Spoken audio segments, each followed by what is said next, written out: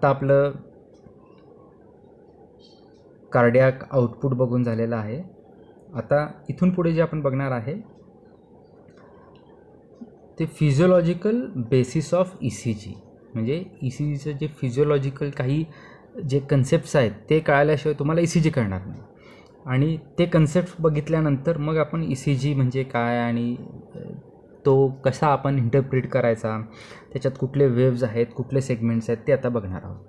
थोडंसं एका लेक्चरची लेंथ खूप जास्त झाली असती म्हणून त्याचे 2 पार्ट्स केलेत. तर कार्डियक आउटपुटचा तो पहिला पार्ट करून टाकलेला आहे. आता आपण सेकंड पार्टकडे वळूया. That is physiological basis of ECG. आता ह्याच्या आधी आपण बघितलं होतं ही कंडक्टिव्ह सिस्टीम आपण फंक्शनल अनॅटॉमीमध्ये हार्टच्या बघितलेली आहे, बरोबर. तर ह्या कंडक्टिव्ह जी सिस्टीम आहे त्याची सुरुवात कुठे होते ते पण आपण बघितलं होतं की ते काय असतात की पेसमेकर्स. हे आपण फंक्शनल अनॅटॉमीमध्ये बघितले होते, बरोबर. तर त्याला काय म्हणायचं, ऑटोरिदमिक फायबर्स. म्हणजे जे SA नोड आहे त्यालाच आपण पेसमेकर म्हणतो, त्याला काय म्हणायचं, ऑटोरिदमिक फायबर्स. तर ते काय असतं, they are the source of this electrical activity is a network of. म्हणजे हे जे सगळी हार्टची जी इलेक्ट्रिकल ॲक्टिव्हिटी आहे, जे काय इलेक्ट्रिकल ॲक्टिव्हिटी झाल्यानंतर काय होतं, डिपोलरायझेशन होतं. डिपोलरायझेशन झाल्यानंतर ॲक्च्युअल कॉन्ट्रॅक्शन होतं. म्हणजे कॉन्ट्रॅक्शन होण्यासाठी ही इलेक्ट्रिकल ॲक्टिव्हिटी गरजेची असते. तर ह्याची सुरुवात, ह्याचा सोर्स काय आहे, ऑटोरिदमिक फायबर्स आहे. The source of this electrical activity is a network of specialised cardiac muscle fibres. जे आपण मसल फायबर्सचे ते 3 टाईप्स बघितले होते, बरोबर. त्याच्यातले हा पहिला टाईप आहे, specialise cardiac muscle fibres called autorhythmic fibres. ह्याला ऑटोरिदमिक काय म्हटलेलं आहे, because they are self excitable. म्हणजे ते स्वतः सेल्फ एक्साइट होतात, त्यांना दुसऱ्या कोणी स्टिम्युलेट करायची गरज नाही आहे. They are self excitatory. त्यामुळे ह्यांना काय म्हटलेलं, ऑटोरिदमिक फायबर्स. आता ऑटोरिदमिक फायबर्स रिपीटेडली जनरेट्स. ते काय करतात, ॲक्शन पोटेन्शियल्स. म्हणजे ॲक्शन पोटेन्शियल जनरेट करतात. That triggers. म्हणजे ॲक्शन पोटेन्शियल पुढे जाऊन काय करतं, दॅट ट्रिगर्स हार्ट कॉन्ट्रॅक्शन. म्हणजे आता हे ॲक्शन पोटेन्शियल हे जे कॉन्ट्रॅक्शनला जे कारणीभूत आहे ते कुठे जनरेट होतं, ह्या ऑटोरिदमिक फायबर्सच्या इथं. आणि त्याच्यामुळे पुढे जाऊन काय होतं, कॉन्ट्रॅक्शन ऑफ द हार्ट होतं. आता हे जे फायबर्स आहेत ह्याची 2 फंक्शन्स आहेत.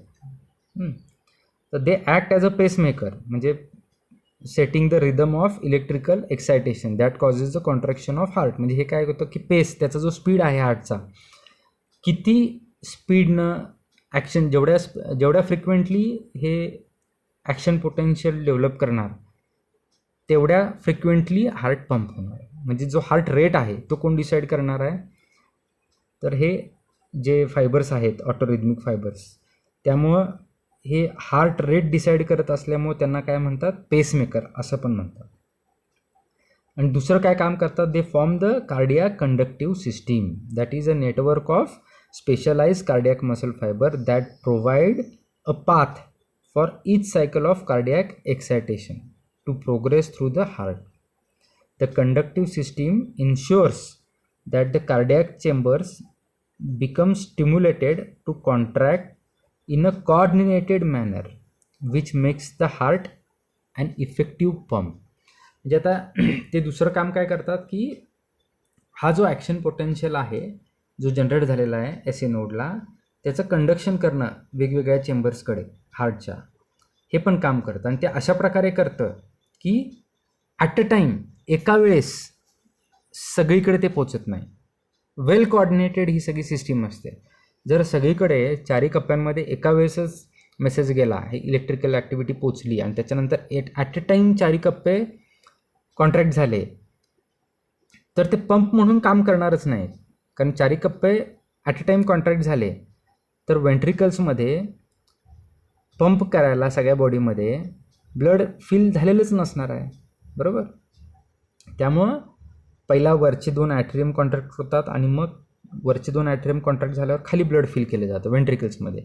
आणि वेंट्रिकल्स तेव्हा हे वेंट्रिकल्स रिलॅक्स फेजमध्ये असतात आणि जेव्हा वेंट्रिकल कॉन्ट्रॅक्ट होतात तेव्हा ॲट्रियम रिलॅक्स फेजमध्ये असतात. म्हणजे काय की जे बाकीच्या म्हणजे शरीराकडनं जे ब्लड आलेलं असतं रिटर्न ते तिथं वेंट्रिकल्समध्ये भरलं जातं. तर अशा प्रकारे हे इफेक्टिव्ह पंप म्हणून काम केला जातो.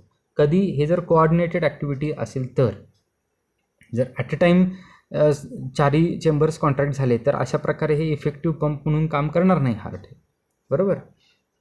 तर असे हे 2 फंक्शन ह्या ऑटोरिदमिक मसल फायबर्सचे असतात. तर आता जे कार्डियाक ॲक्शन पोटेन्शियल आहे ते कुठून कसं जातं ते आपण बघूया. तर ते कुठे सुरू होतं, तर सुरू होतं हे SA नोडला. इथे बघा वरती दिलेला आहे SA node number 1, that is SA node. हा कुठे असतो, it is located in the right atrial wall. म्हणजे राईट जे ॲट्रियम आहे तिथे त्याच्या वॉलमध्ये असतं just inferior and lateral to the opening of superior vena cava. म्हणजे सुपिरियर वेना कावाचं जे ओपनिंग आहे त्याच्या खाली आणि थोडंसं लॅटरल साईडला असतो. SA node cells do not have stable resting potential. आता ही जे SA नोडच्या ज्या सेल्स आहेत ह्या स्पेशलाइज सेल्स असतात, तर ह्यांना स्टेबल रेस्टिंग पोटेन्शियल नसतं. आता रेस्टिंग पोटेन्शियल काय हे पण आपण पुढे बघणार आहे, बरोबर. आता फक्त लक्षात ठेवा की स्टेबल नसतात हे असे एक्साईट होत असतात अधूनमधून. आणि त्या एक्साइटमेंटला काय असतं की एक थ्रेशोल्ड व्हॅल्यू असते. म्हणजे ठराविक लेवलच्या वरती ते एक्साईट झाले की मग ते जे एक्सायटेशन आहे ते पुढे कन्वर्ट होतं डिपोलरायझेशनमध्ये. आणि जेव्हा डिपोलराइज होणार म्हणजे काय, तो एक सिग्नल क्रिएट झाला, इलेक्ट्रिकल सिग्नल. मग ते डिपोलरायझेशन सगळीकडे म्हणजे 2 ॲट्रियममध्ये आणि पुढे वेंट्रिकल्समध्ये through the atrioventricular node bundle of His ह्याच्या थ्रू ते ट्रान्सफर होतं. आणि जसं ते डिपोलरायझेशन त्या रिस्पेक्टिव्ह चेंबर्समध्ये पोचणार, म्हणजे जेव्हा ॲट्रियममध्ये डिपोलरायझेशन पोचणार मग ते डिपोलरायझेशन झाल्यानंतर तो चेंबर कॉन्ट्रॅक्ट होणार.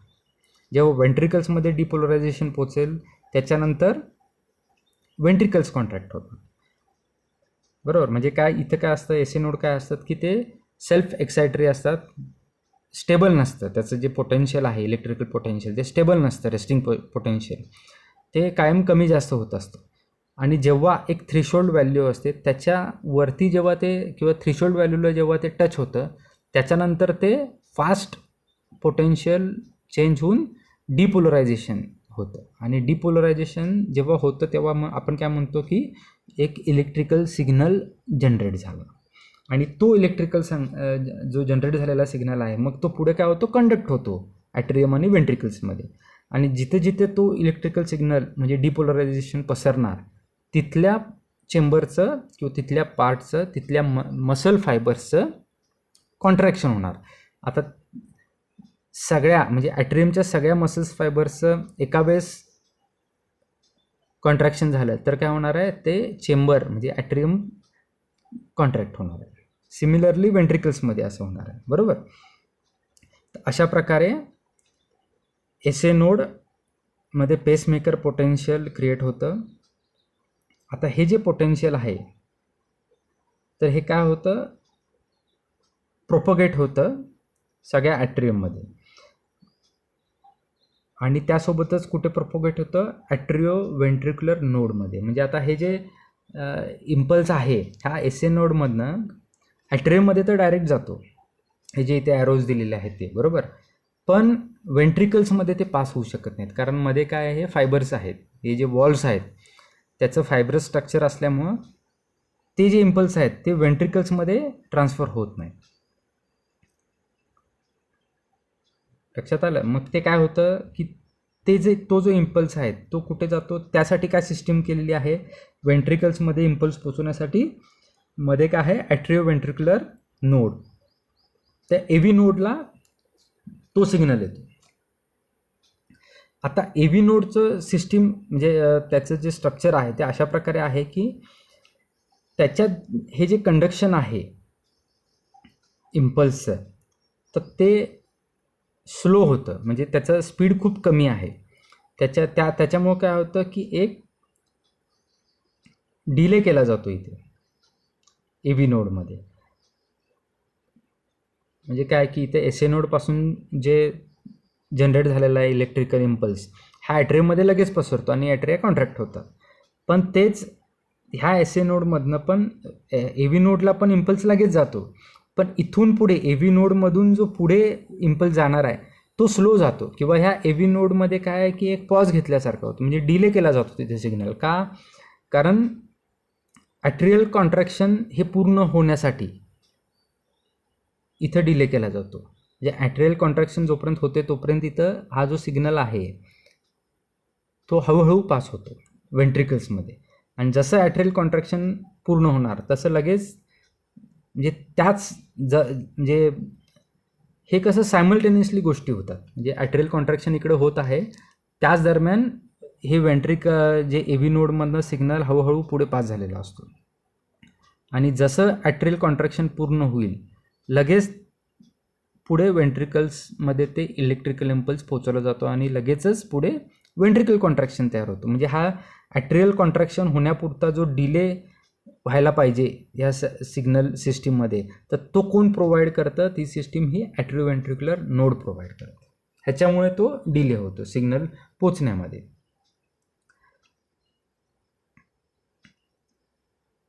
आता फ्रॉम द ए व्ही नोडच्या पुढे काय होतं? Action potential enters the atrioventricular bundle. त्या बंडललाच काय म्हणायचं आपण? बंडल ऑफ हीज म्हणतो, बरोबर.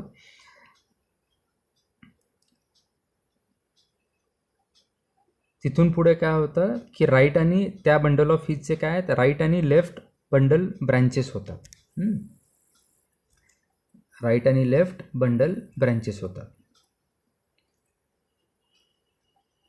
The bundle branches extend through interventricular septum towards the apex. म्हणजे हे कुठे जातात? पहिला अपेक्सकडे जातात, आणि त्याच्यानंतर तिथून पुढे काय होतात? Finally the large diameter पर्किंजे fibres rapidly conduct the action potential beginning at the apex of the heart upward to the remainder of the ventricular myocardium. जे काय होतं की ए व्ही नोडमधनं बंडल ऑफ हीजमध्ये येतं, त्याचे लेफ्ट आणि राईट ब्रँचेस होतात. Left branch ही जाणार आहे लेफ्ट वेंट्रिकलला आणि राईट ब्रँच ही जाणार आहे राईट वेंट्रिकलमध्ये. म्हणजे ह्या दोन्ही ब्रँचेस कुठे असतात? जे इंटरवेंट्रिक्युलर सेप्टम आहे त्याच्या वॉलमध्ये, म्हणजे त्या सेप्टममध्ये असतात, बरोबर. तिथून पुढे काय होतात? पर्किंजिस फायबर पर्किंजिस फायबरला ॲक्शन पोटेन्शियल जातं, आणि पर्किंजिस फायबर काय करतात? अपेक्सपासून सुरू करतात आणि मग टुवर्ड्स द बेस, म्हणजे वरच्या बाजूला ते तो इम्पल्स घेऊन जाण्याचं काम करतात. तर अशा प्रकारे ही कंडक्टिव्ह सिस्टीम काम करते. तर जे एस ए नोड आहे, जो एस ए नोड आहे तो किती वेळा इनिशिएट करतो ॲक्शन पोटेन्शियल? जे जेवढ्यांदा इनिशिएट करणार आहे ॲक्शन पोटेन्शियल तेवढ्या वेळा कॉन्ट्रॅक्शनचं काम होणार, बरोबर. तर नॉर्मली हा जो एस ए नोड आहे on their own would initiate an action potential about every 0.6 seconds to 1 seconds. म्हणजे दर 0.6 सेकंदांनी किंवा दर 1 सेकंदांनी ह्याच्या रेंजमध्ये ॲक्शन पोटेन्शियल डेव्हलप करत असतो एस ए नोड, त्याची कॅपॅसिटी. म्हणून काय होतं? आता दर 1 सेकंदाला जर ॲक्शन पोटेन्शियल एस ए नोडनी डेव्हलप केलं तर हार्ट रेट किती होणार आहे? 60 टाइम्स, म्हणजे 60 हार्ट रेट होणार आहे पर मिनिट, बरोबर. आणि जर 0.6 सेकंड्सला जर ॲक्शन पोटेन्शियल जनरेट केलं एस ए नोडनी तर हार्ट रेट काय होणार आहे? 100 पर मिनिट होणार आहे. लक्षात येते?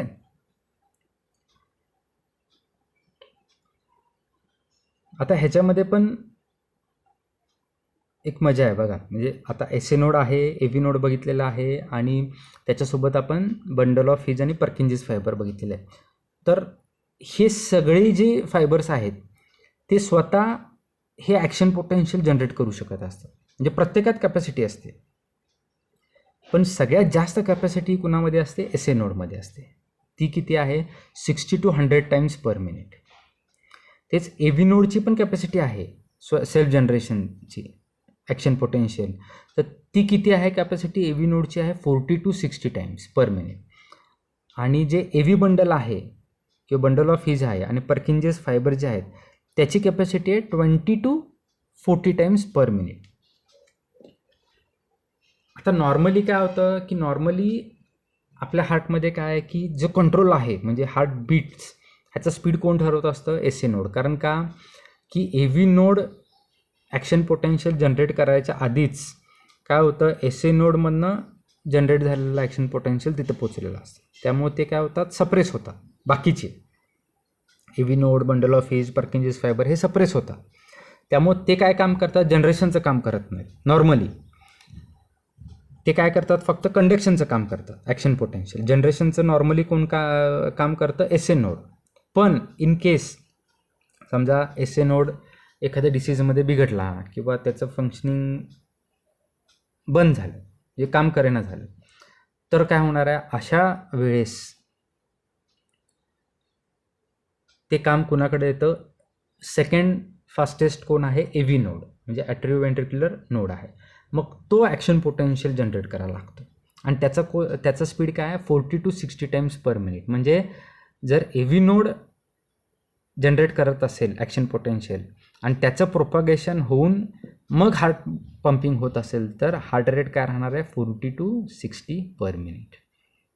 आता बघा अशा केसमध्ये सुद्धा जे एस ए नोडचं सिग्नलिंग बंद झालेलं आहे तिथं जनरेशन ॲक्शन पोटेन्शियल बंद झालेलं आहे, अशा केसमध्ये सुद्धा हार्ट पंपिंग चालू राहतं. फक्त जो रिमोट कंट्रोल आहे तो कुणाकडे येतो ए व्ही नोडकडे येतो.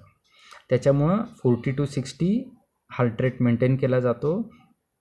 आणि अशा केसेसमध्ये सुद्धा नॉर्मली काय त्रास नाही व्हायला पाहिजे का, कारण आपण ह्याच्या आधी बघितलेलं आहे एस ए नोड म्हणजे एकतर स्पीड कमी होणार पण 40 ते 60 वेळा जरी हार्ट पंप करत असलं तरी मेजर डिफरन्स काही पडत नाही. कारण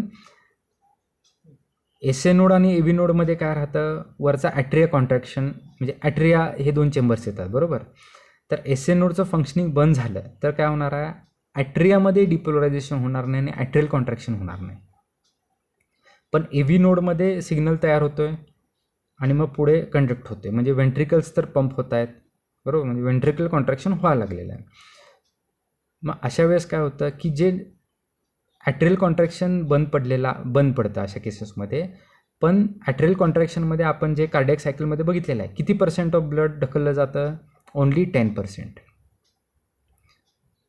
म्हणजे सांगायचा अर्थ काय आहे की ॲट्रियल कॉन्ट्रॅक्शन जरी बंद पडलं एस ए नोड जरी बंद पडला तरीसुद्धा फक्त 10% ऑफ ब्लड जो कार्डियक आउटपुट कमी होणार आहे तो 10%नीच कमी होतो, जास्त कमी होत नाही.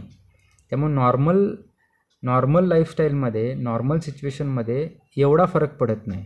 हां पण जेव्हा स्ट्रेसफुल कंडिशन असेल म्हणजे त्याच ज्या पेशंटमध्ये ए व्ही नोड काम करतो एस ए नोड काम करत नाही आहे ॲट्रियल कॉन्ट्रॅक्शन त्याचं बंद पडलेलं आहे अशा पेशंट्समध्ये काय होणार आहे की जेव्हा एक्सरसाइज केली जाईल तेव्हा त्या डिमांडला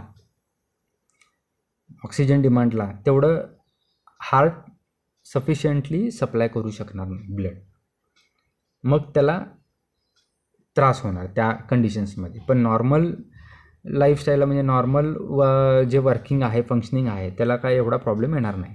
पण तेच आता समजा ए व्ही नोड पण बंद पडला म्हणजे ए सी नोड बंद पडला आहे ए व्ही नोड पण बंद पडला तर काय होणार आहे पुढे जे बंडल ऑफ हीज आहे ते टेक ओव्हर करणार आणि ते मग ॲक्शन पोटेन्शियल जनरेट करणार आणि तिथलं ॲक्शन पोटेन्शियल मग वेंट्रिकल्समध्ये पसरणार. पण त्याचा स्पीड काय आहे 20 to 40 times per minute. A V bundle of His बंद पडले तर पर्किंजेस फायबरसुद्धा हे ॲक्शन पोटेन्शियल जनरेशनचं काम करू शकतात. त्याचा पण speed 20 to 40 times per minute आहे. म्हणजे काय heart rate 20 to 40 per minute राहणार आहे. म्हणजे काय इनसफिशियंट राहणार आहे म्हणजे रेस्टिंग पोझिशनला सुद्धा पेशंटला त्रास होऊ शकणार आहे बरोबर. It will be a pathological conditions. तर अशा प्रकारे जे ॲक्शन पोटेन्शियल जनरेशनचं कॅपॅसिटी आहे हे ह्या कंडक्टिव्ह सिस्टीममध्ये सगळ्यांमध्ये असते. एस ए नोडमध्ये असते, ए व्ही नोडमध्ये असते, बंडल ऑफ हिजमध्ये असते आणि परकंजीस फायबरमध्ये पण असते. पण सगळ्यात जास्त स्पीड एस ए नोडचा असतो. त्यामुळे नॉर्मली एस ए नोडच काम करत असतो आणि बाकीचे सप्रेस झालेले असतात. In case S A node जर खराब झाला तर मग त्याच्यानंतर जो सेकंड फास्टेस्ट आहे तो कंट्रोल घेतो. तर अशा प्रकारे ही सिस्टीम आहे. म्हणजे एखाद्या पार्टमध्ये जर बिघाड झाला तरीसुद्धा हार्टचं पंपिंग बंद पडू नये त्याच्यासाठी अशा प्रकारची सिस्टीम आपल्या बॉडीमध्ये मेंटेन केलेली असते. ठीक आहे. तर आता हे आपण बघितलं ॲक्शन पोटेन्शियल कुठे जनरेट होतं, त्याचं स्पीड काय आहे आणि मग जसं ॲक्शन पोटेन्शियल पुढे जाणार त्याप्रमाणे कॉन्ट्रॅक्शन होतं आणि त्याप्रमाणे हार्ट रेट त्याचा मेंटेन होतो. म्हणजे तर आता ॲक्शन पोटेन्शियल म्हणजे काय ते आपण बघणार आहे. आता इथे खालच्या ग्राफमध्ये दिलेलं आहे बघा. जे ग्रीनमध्ये आहे म्हणजे हे काय आहे, एक्सायटरी मोड आहे. ग्रीन रेशमध्ये जे दिलेलं आहे, जे आडवी डॉटेड म्हणजे फ्रॅगमेंटेड सेगमेंट दिलेली आहे, ज्या डॅश डॅश दिलेले आहेत, दॅट इज थ्रीशोल्ड लाईन. बरं. आता ही थ्रीशोल्ड लाईन आपण मगाशी बघितलेलीच आहे की हे जे सेल्फ एक्सायटरी जे एस ए नोड आहेत किंवा ए व्ही नोड आहे, इथे काय होतं की ते स्टेबल नसतात, ते वर खाली होत असतात त्याचं इलेक्ट्रिकल पोटेन्शियल. जेव्हा हे वर खाली हे होत असताना या थ्रीशोल्ड लेवलपर्यंत पोचतील तेव्हा काय सडन राईज होतं त्यांचं इलेक्ट्रिकल पोटेन्शियल आणि ते डिपोलराईज होतं. आणि जेव्हा हे थ्रेशोल्डच्या वरती जाऊन डिपोलरायझेशन होतं त्यावेळेस काय म्हणतो आपण, जनरेशन ऑफ ॲक्शन पोटेन्शियल असं म्हणतो. आता त्या कन्सेप्ट बघूया की ॲक्शन पोटेन्शियल म्हणजे काय, डिपोलरायझेशन म्हणजे काय, मग रिपोलरायझेशन म्हणजे काय असतं ते आता आपण फर्दर बघूया पुढच्या ह्याच्यामध्ये. तर द रेस्टिंग मेम्ब्रेन पोटेन्शियल, त्याच्यासाठी पहिली जी कन्सेप्ट आहे की पहिला रेस्टिंग पोटेन्शियल म्हणजे काय असतं ते बघूया. तर रेस्टिंग पोटेन्शियल म्हणजे काय की जेव्हा आपण इमॅजिन करायचं की दोन इलेक्ट्रोड्स आपण घेतलेले आहेत. इलेक्ट्रोड्समध्ये काय होणार आहे की त्याच्यामध्ये किती चार्ज आहे त्या इलेक्ट्रोड्समध्ये, म्हणजे जिथं आपण इलेक्ट्रोड प्लेस करणार तिथला चार्ज ते रेकॉर्ड करणार. बरोबर. तर एक इलेक्ट्रोड समजा आपण सायटोप्लाझम म्हणजे सेल मेम्ब्रेन जी आहे ते सेलच्या आतमध्ये ठेवला आणि दुसरा इलेक्ट्रोड काय सेल्सच्या बाहेर जे फ्लुइड आहे तिथं ठेवला, तर आपण जे रेकॉर्ड करणार ते काय होणार आहे, चार्जमधला डिफरन्स रेकॉर्ड करणार आहे. बरोबर. त्यालाच आपण काय म्हणणार, हा जो म्हणजे एक इलेक्ट्रोड आपला सायटोप्लाझममध्ये आहे, एक इलेक्ट्रोड आपला मेम्ब्रेनच्या बाहेर म्हणजे इंटरस्टिशियल फ्लुइडमध्ये आहे. बरोबर.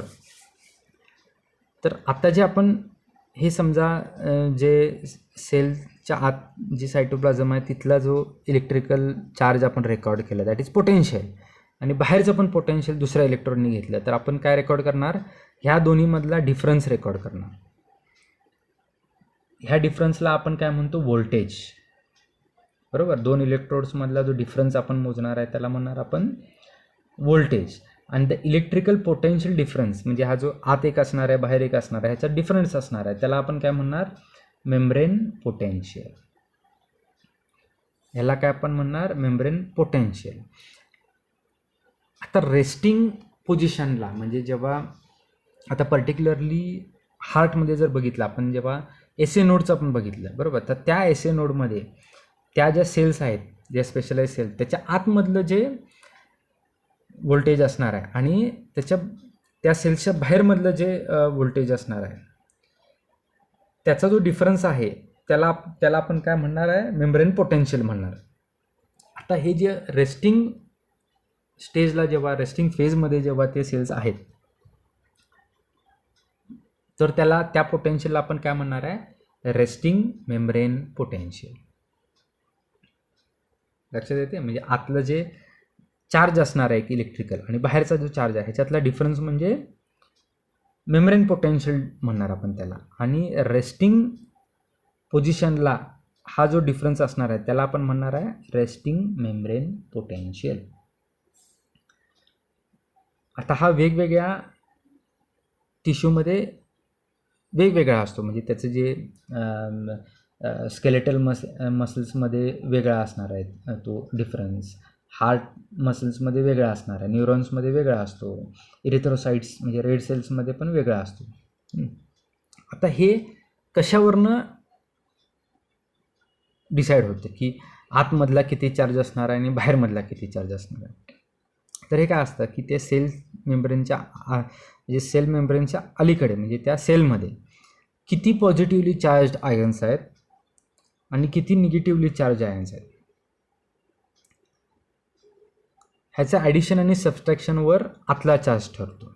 आणि त्याचा आणि दुसरा इलेक्ट्रोड आपण बाहेर ठेवलेला आहे, मग बाहेर पण काही पॉझिटिव्ह चार्ज आयन असणार आहेत आणि निगेटिव्ह चार्ज आयन असणार आहेत. म्हणजे एक एक्झाम्पल द्यायचं झालं तर एक इलेक्ट्रोड आपण आत ठेवला आणि एक बाहेर ठेवला, तर आतमध्ये आपल्याकडे 100 पॉझिटिव्हली चार्ज इलेक्ट्रॉन्स आहेत आणि 50 निगेटिव्हली चार्ज इलेक्ट्रॉन्स आहेत. म्हणजे त्याचा टोटल चार्ज किती होणार आहे? 50ला 50 जर आपण सबस्ट्रॅक्ट केले तर राहणार किती? 50 पॉझिटिव्हली चार्ज इलेक्ट्रॉन्स राहणार आहेत, म्हणजे +50. पण तेच जर बाहेर बघितलं तर बाहेर काय आहेत? 200 पॉझिटिव्हली चार्ज इलेक्ट्रॉन्स आहेत आणि 50 निगेटिव्हली चार्ज इलेक्ट्रॉन्स आहेत. तर बाहेरचा चार्ज काय असणार आहे? +150 आणि आतला किती आहे? ओन्ली +50. आता जेव्हा आतला इलेक्ट्रॉड किती रेकॉर्ड करणार? +50 आणि बाहेरचा रेकॉर्ड किती करणार? +150. तर ह्याच्यामधला डिफरन्स किती येणार आहे? बाहेर +150 आहे, आत +50 आहे, तर काय येणार आहे? -100. म्हणून हा आपण मायनस म्हणजे इथं काय की मायनस जे आपण म्हणणार आहे इथे जे मायनस म्हणजे काय की हा डिफरन्स आहे. तेच उलटं असतं, म्हणजे आत जर पॉझिटिव्हली चार्ज आयन जास्त असते म्हणजे काय, आतला चार्ज जर +150 असता आणि बाहेरचा चार्ज जर +50 असेल तर जे आपण जे इलेक्ट्रोड्समधनं जे आपल्याला मेम्ब्रेन पोटेन्शियल येणार आहे ते किती येणार आहे? दॅट विल बी +100. लक्षात येते? म्हणजे हे कंपॅरिझनमध्ये आहे, आतला चार्ज किती आहे आणि बाहेरचा चार्ज किती आहे. आतला आणि बाहेरचा ह्याच्यामधला जो डिफरन्स आहे तो म्हणजे मेम्ब्रेन पोटेन्शियल झाला. आणि तो मायनस असणे म्हणजे काय, आतमध्ये निगेटिव्ह चार्ज आहे असा त्याचा अर्थ होत नाही. बाहेरच्यापेक्षा आतमध्ये कंपॅरेटिव्हली कमी पॉझिटिव्ह चार्ज आहे, मग तो ॲक्च्युली निगेटिव्ह पण चार्ज असू शकेल, बरोबर. पण निगेटिव्हच असायला पाहिजे असं काय नाही. बाहेरच्यापेक्षा जास्त निगेटिव्ह किंवा बाहेरच्यापेक्षा कमी पॉझिटिव्ह असेल तर तो मायनसमध्ये आपण डिनोट करणार. लक्षात आलं? तर अशा प्रकारे ही कन्सेप्ट आहे रेस्टिंग मेम्ब्रेन पोटेन्शियल. आता जेव्हा रेस्टिंग मेम्ब्रेन पोटेन्शियल एक ठराविक रेस्टिंग पोझिशनला मेंटेन असतं, त्याच्यानंतर काय की SA नोडमध्ये काय एक्साइटमेंट होत असते कायम. आणि ते आपण मगाशी बघितले की हे थ्रीशोल्ड लेवलपर्यंत जेव्हा ती एक्साइटमेंट जाते म्हणजे चार्ज जातो, त्याच्या पुढे तो ॲक्शन पोटेन्शियलमध्ये कन्वर्ट होतो. That is called as depolarisation. म्हणजे डिपोलरायझेशन म्हणजे काय असतं की जेव्हा हा जो निगेटिव्ह चार्ज आहे हा जेव्हा पॉझिटिव्हमध्ये कन्वर्ट होणार. पॉझिटिव्ह म्हणजे काय होणार आहे? आता इथे जो डिफरन्स आहे तो पॉझिटिव्हमध्ये येणार आहे. म्हणजे आत जे मेम्ब्रेनच्या आतमध्ये म्हणजे सायटोप्लाझममध्ये जास्त पॉझिटिव्ह चार्ज डेव्हलप होणार आहे आणि आउटसाईड द सेल जे फ्लुइड आहे त्याच्यामध्ये कमी पॉझिटिव्ह चार्ज डेव्हलप होणार आहे.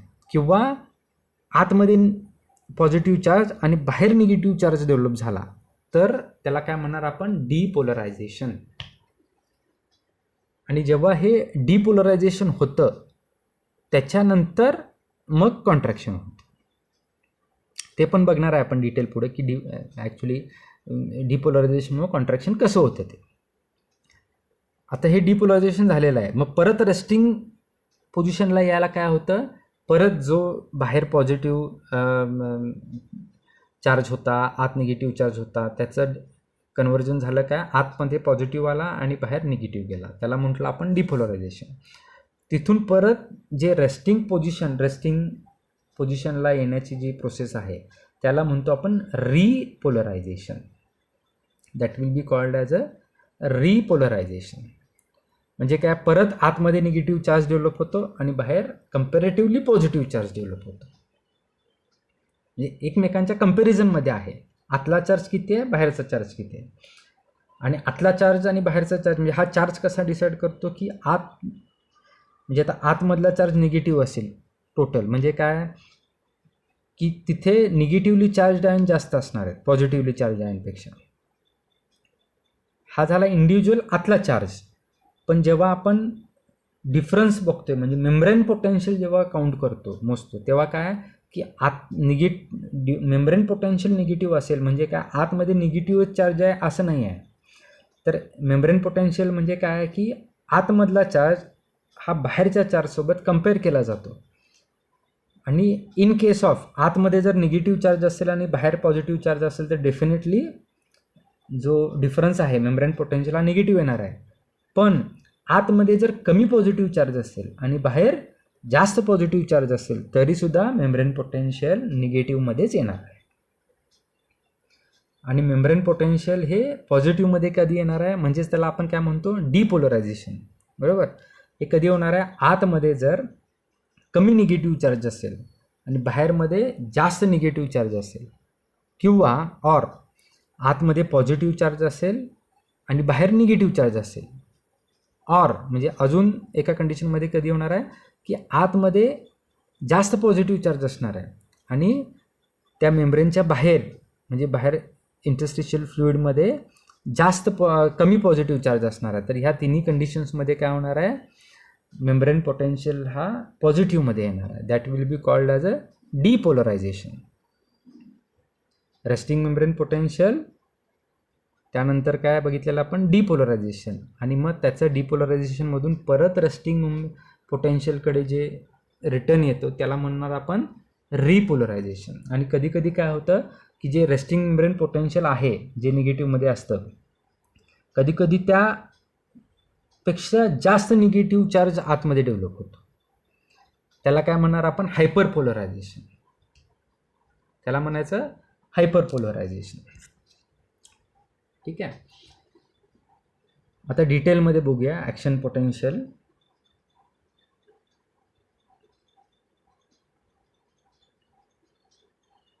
आता हे ॲक्शन पोटेन्शियल म्हणजे काय आहे की रेस्टिंग मेम्ब्रेन पोटेन्शियलमधनं जे डिपोलरायझेशन डेव्हलप होतं आणि त्याच्यानंतर परत आफ्टरवर्ड्स रिपोलरायझेशन फेजमध्ये जातो आणि अशा प्रकारे परत रेस्टिंग मेम्ब्रेनला येतो. तर ही जी प्रोसेस आहे ह्याला सगळ्याला काय म्हणतात, ॲक्शन पोटेन्शियल. म्हणजे development of depolarisation and development of repolarisation. ह्याला कंबाईनमध्ये काय म्हणणार आहे, ॲक्शन पोटेन्शियल.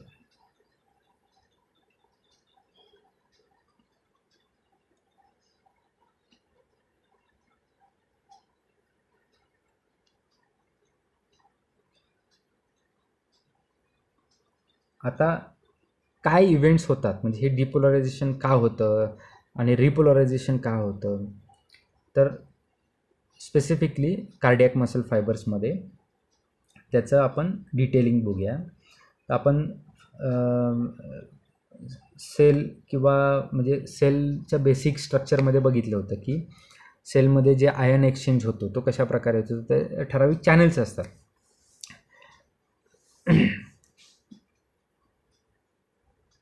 तर तसे चॅनल्स जे सेल्समध्ये आहेत, म्हणजे ते मग सोडियम चॅनल असेल, पोटॅशियम चॅनल असेल, कॅल्शियम चॅनल असेल, तर ह्या गोष्टींमुळे काय होतं की सोडियम आतला बाहेर जाणार, बाहेरचा आत म्हणजे बाहेरून आत येणार. तर ही जी मूवमेंट आहे पॉझिटिव्हली चार्ज्ड आयन्स आणि निगेटिव्हली चार्ज आयन्स, ह्याच्यामुळं आतलं आणि बाहेरचं जे एन्व्हायरमेंट आहे ते चेंज होतं. आणि ते जसं चेंज होईल तसं हे मेम्ब्रेन पोटेन्शियलमध्ये पण चेंज होतं. लक्षात येतं. तर सुरुवातीला काय होतं डिपोलरायझेशनमध्ये, जे रेस्टिंग मेम्ब्रेन पोटेन्शियल आहे ते हार्टमध्ये काय असतं, -90.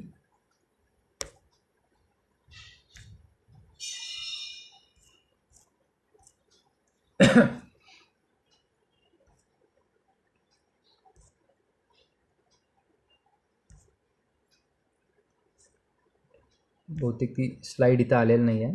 ठीक आहे.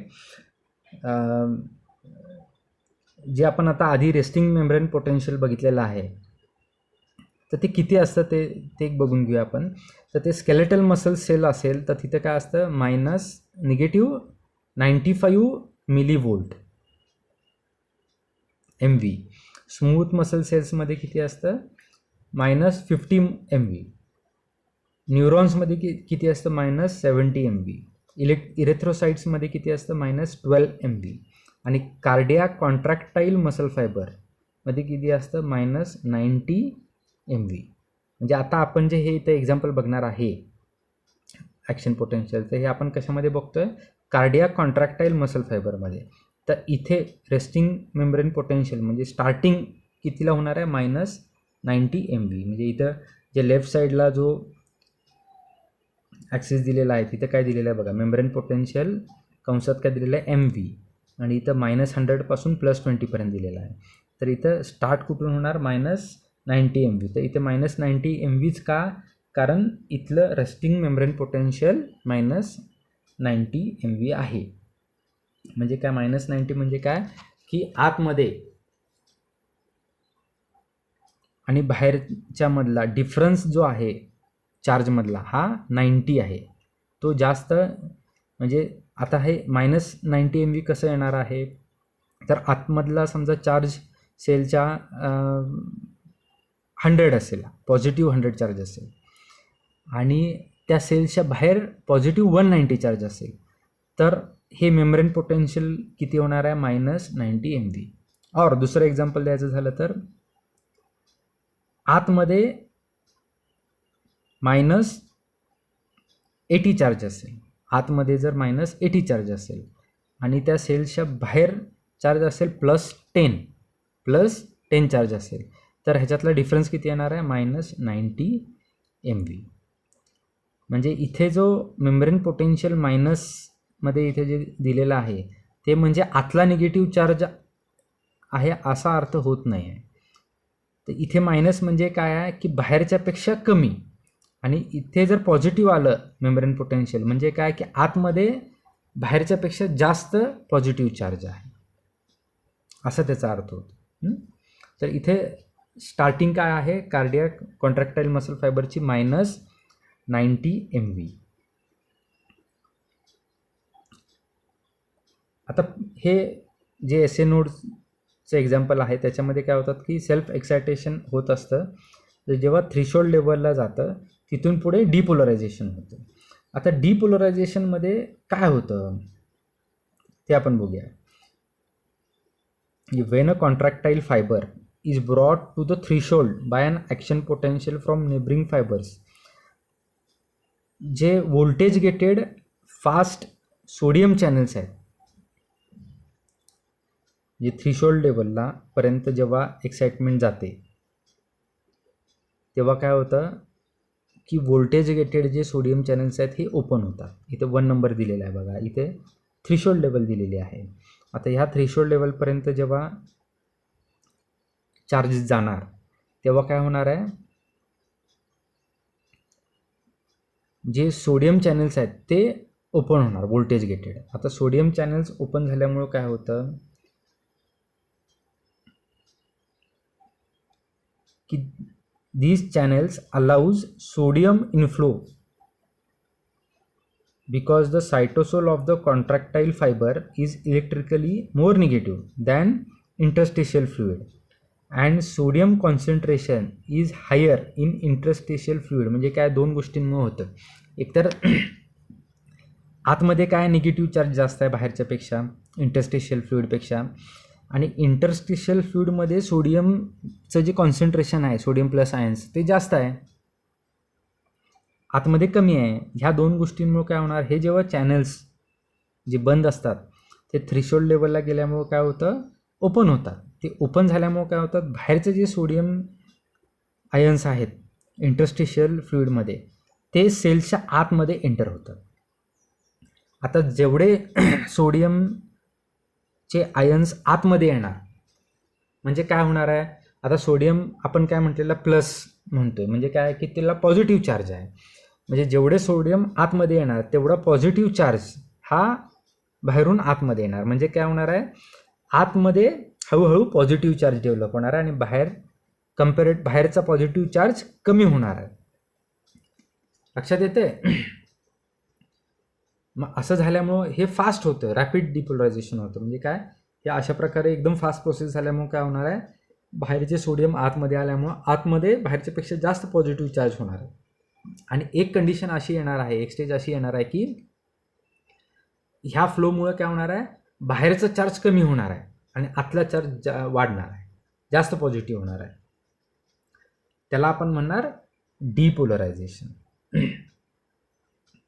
डिपोलरायझेशन म्हणणार. ठीक आहे. आता जेव्हा डिपोलरायझेशन पीकला पोचतो, म्हणजे असं जेव्हा सोडियम चॅनल्स आत येत आहेत तर त्यांनी पुढे काय होणार आहे की एका पीकला गेल्यानंतर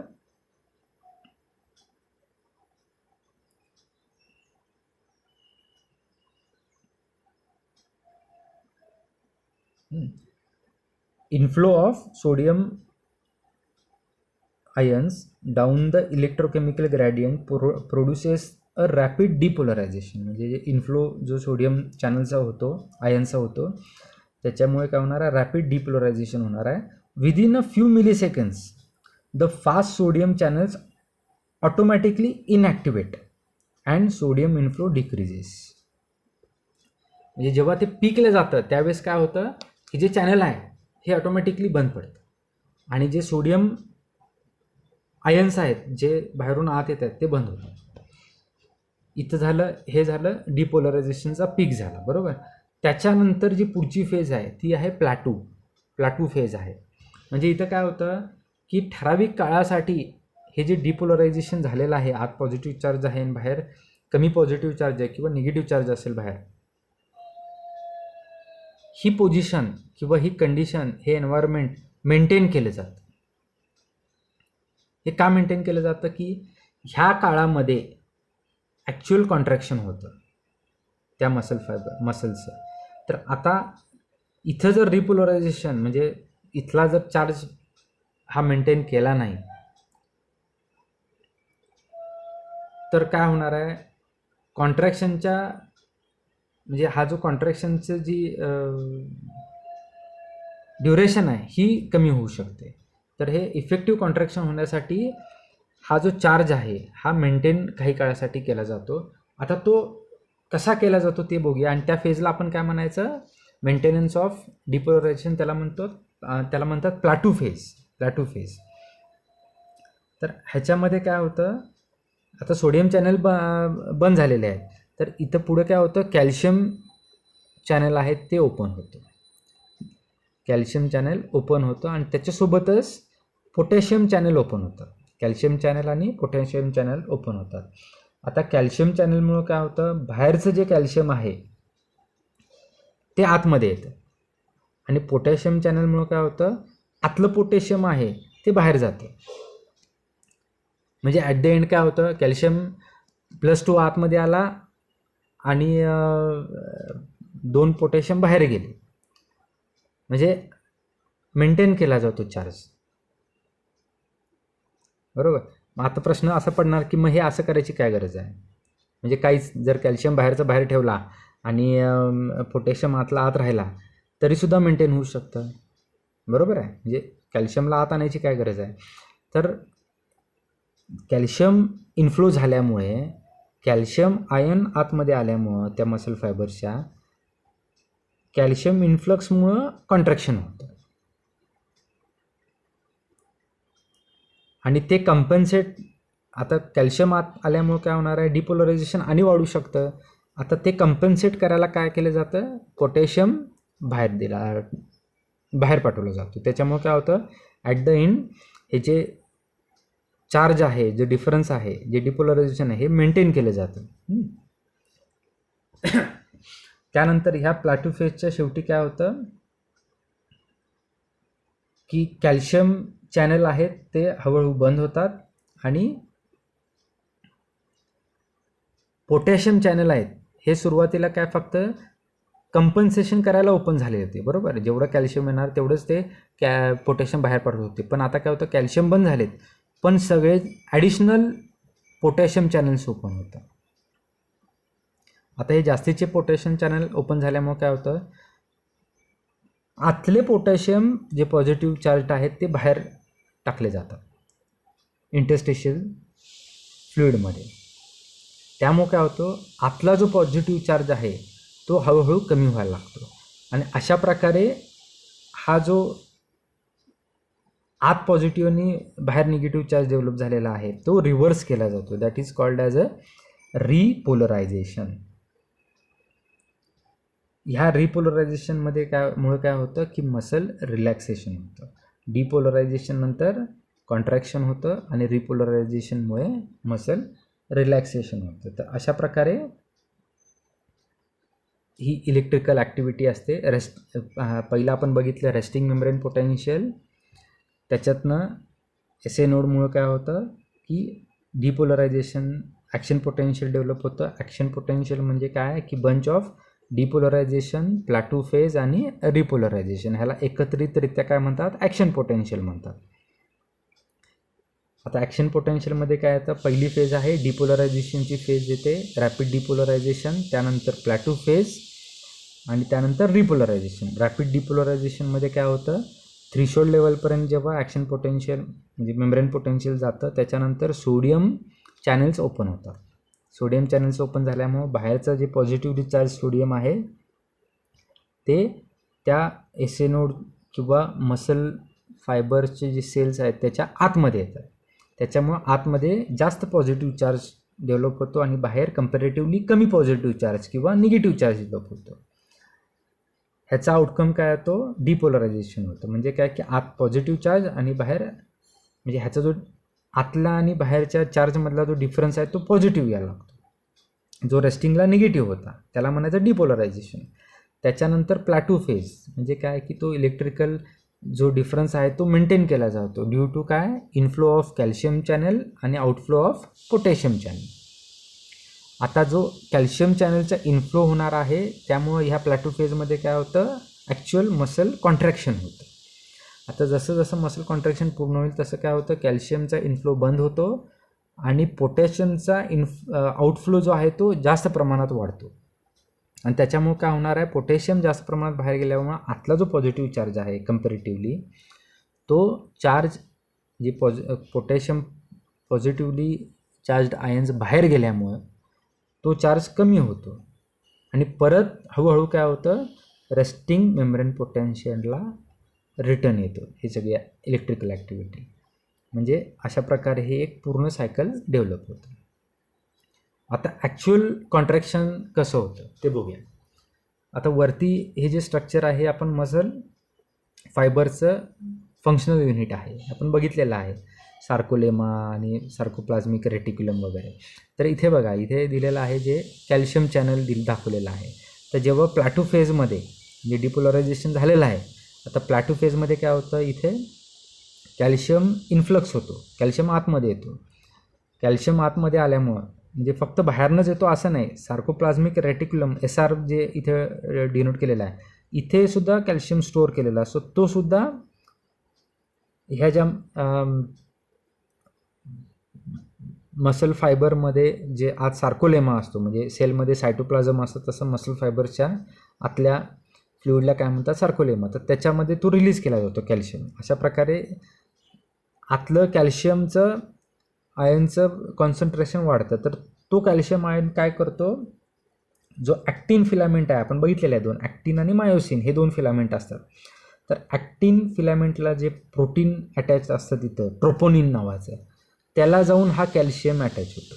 आता त्या ट्रोपोनिनला अटॅच झाल्यामुळे कॅल्शियम, त्या ट्रोपोनिनला काय असतं, मायोसिन अटॅच झालेला असतो. पण आता इथं कॅल्शियम अटॅच झाल्यामुळं त्याची जी अटॅचमेंट आहे मायोसिनसोबत ती ब्रेक होऊन स्लायडिंग ॲक्शन होते आणि तो काय होतो, आता हा ॲक्टिन जो फिलामेंट आहे हा लेफ्ट साईडला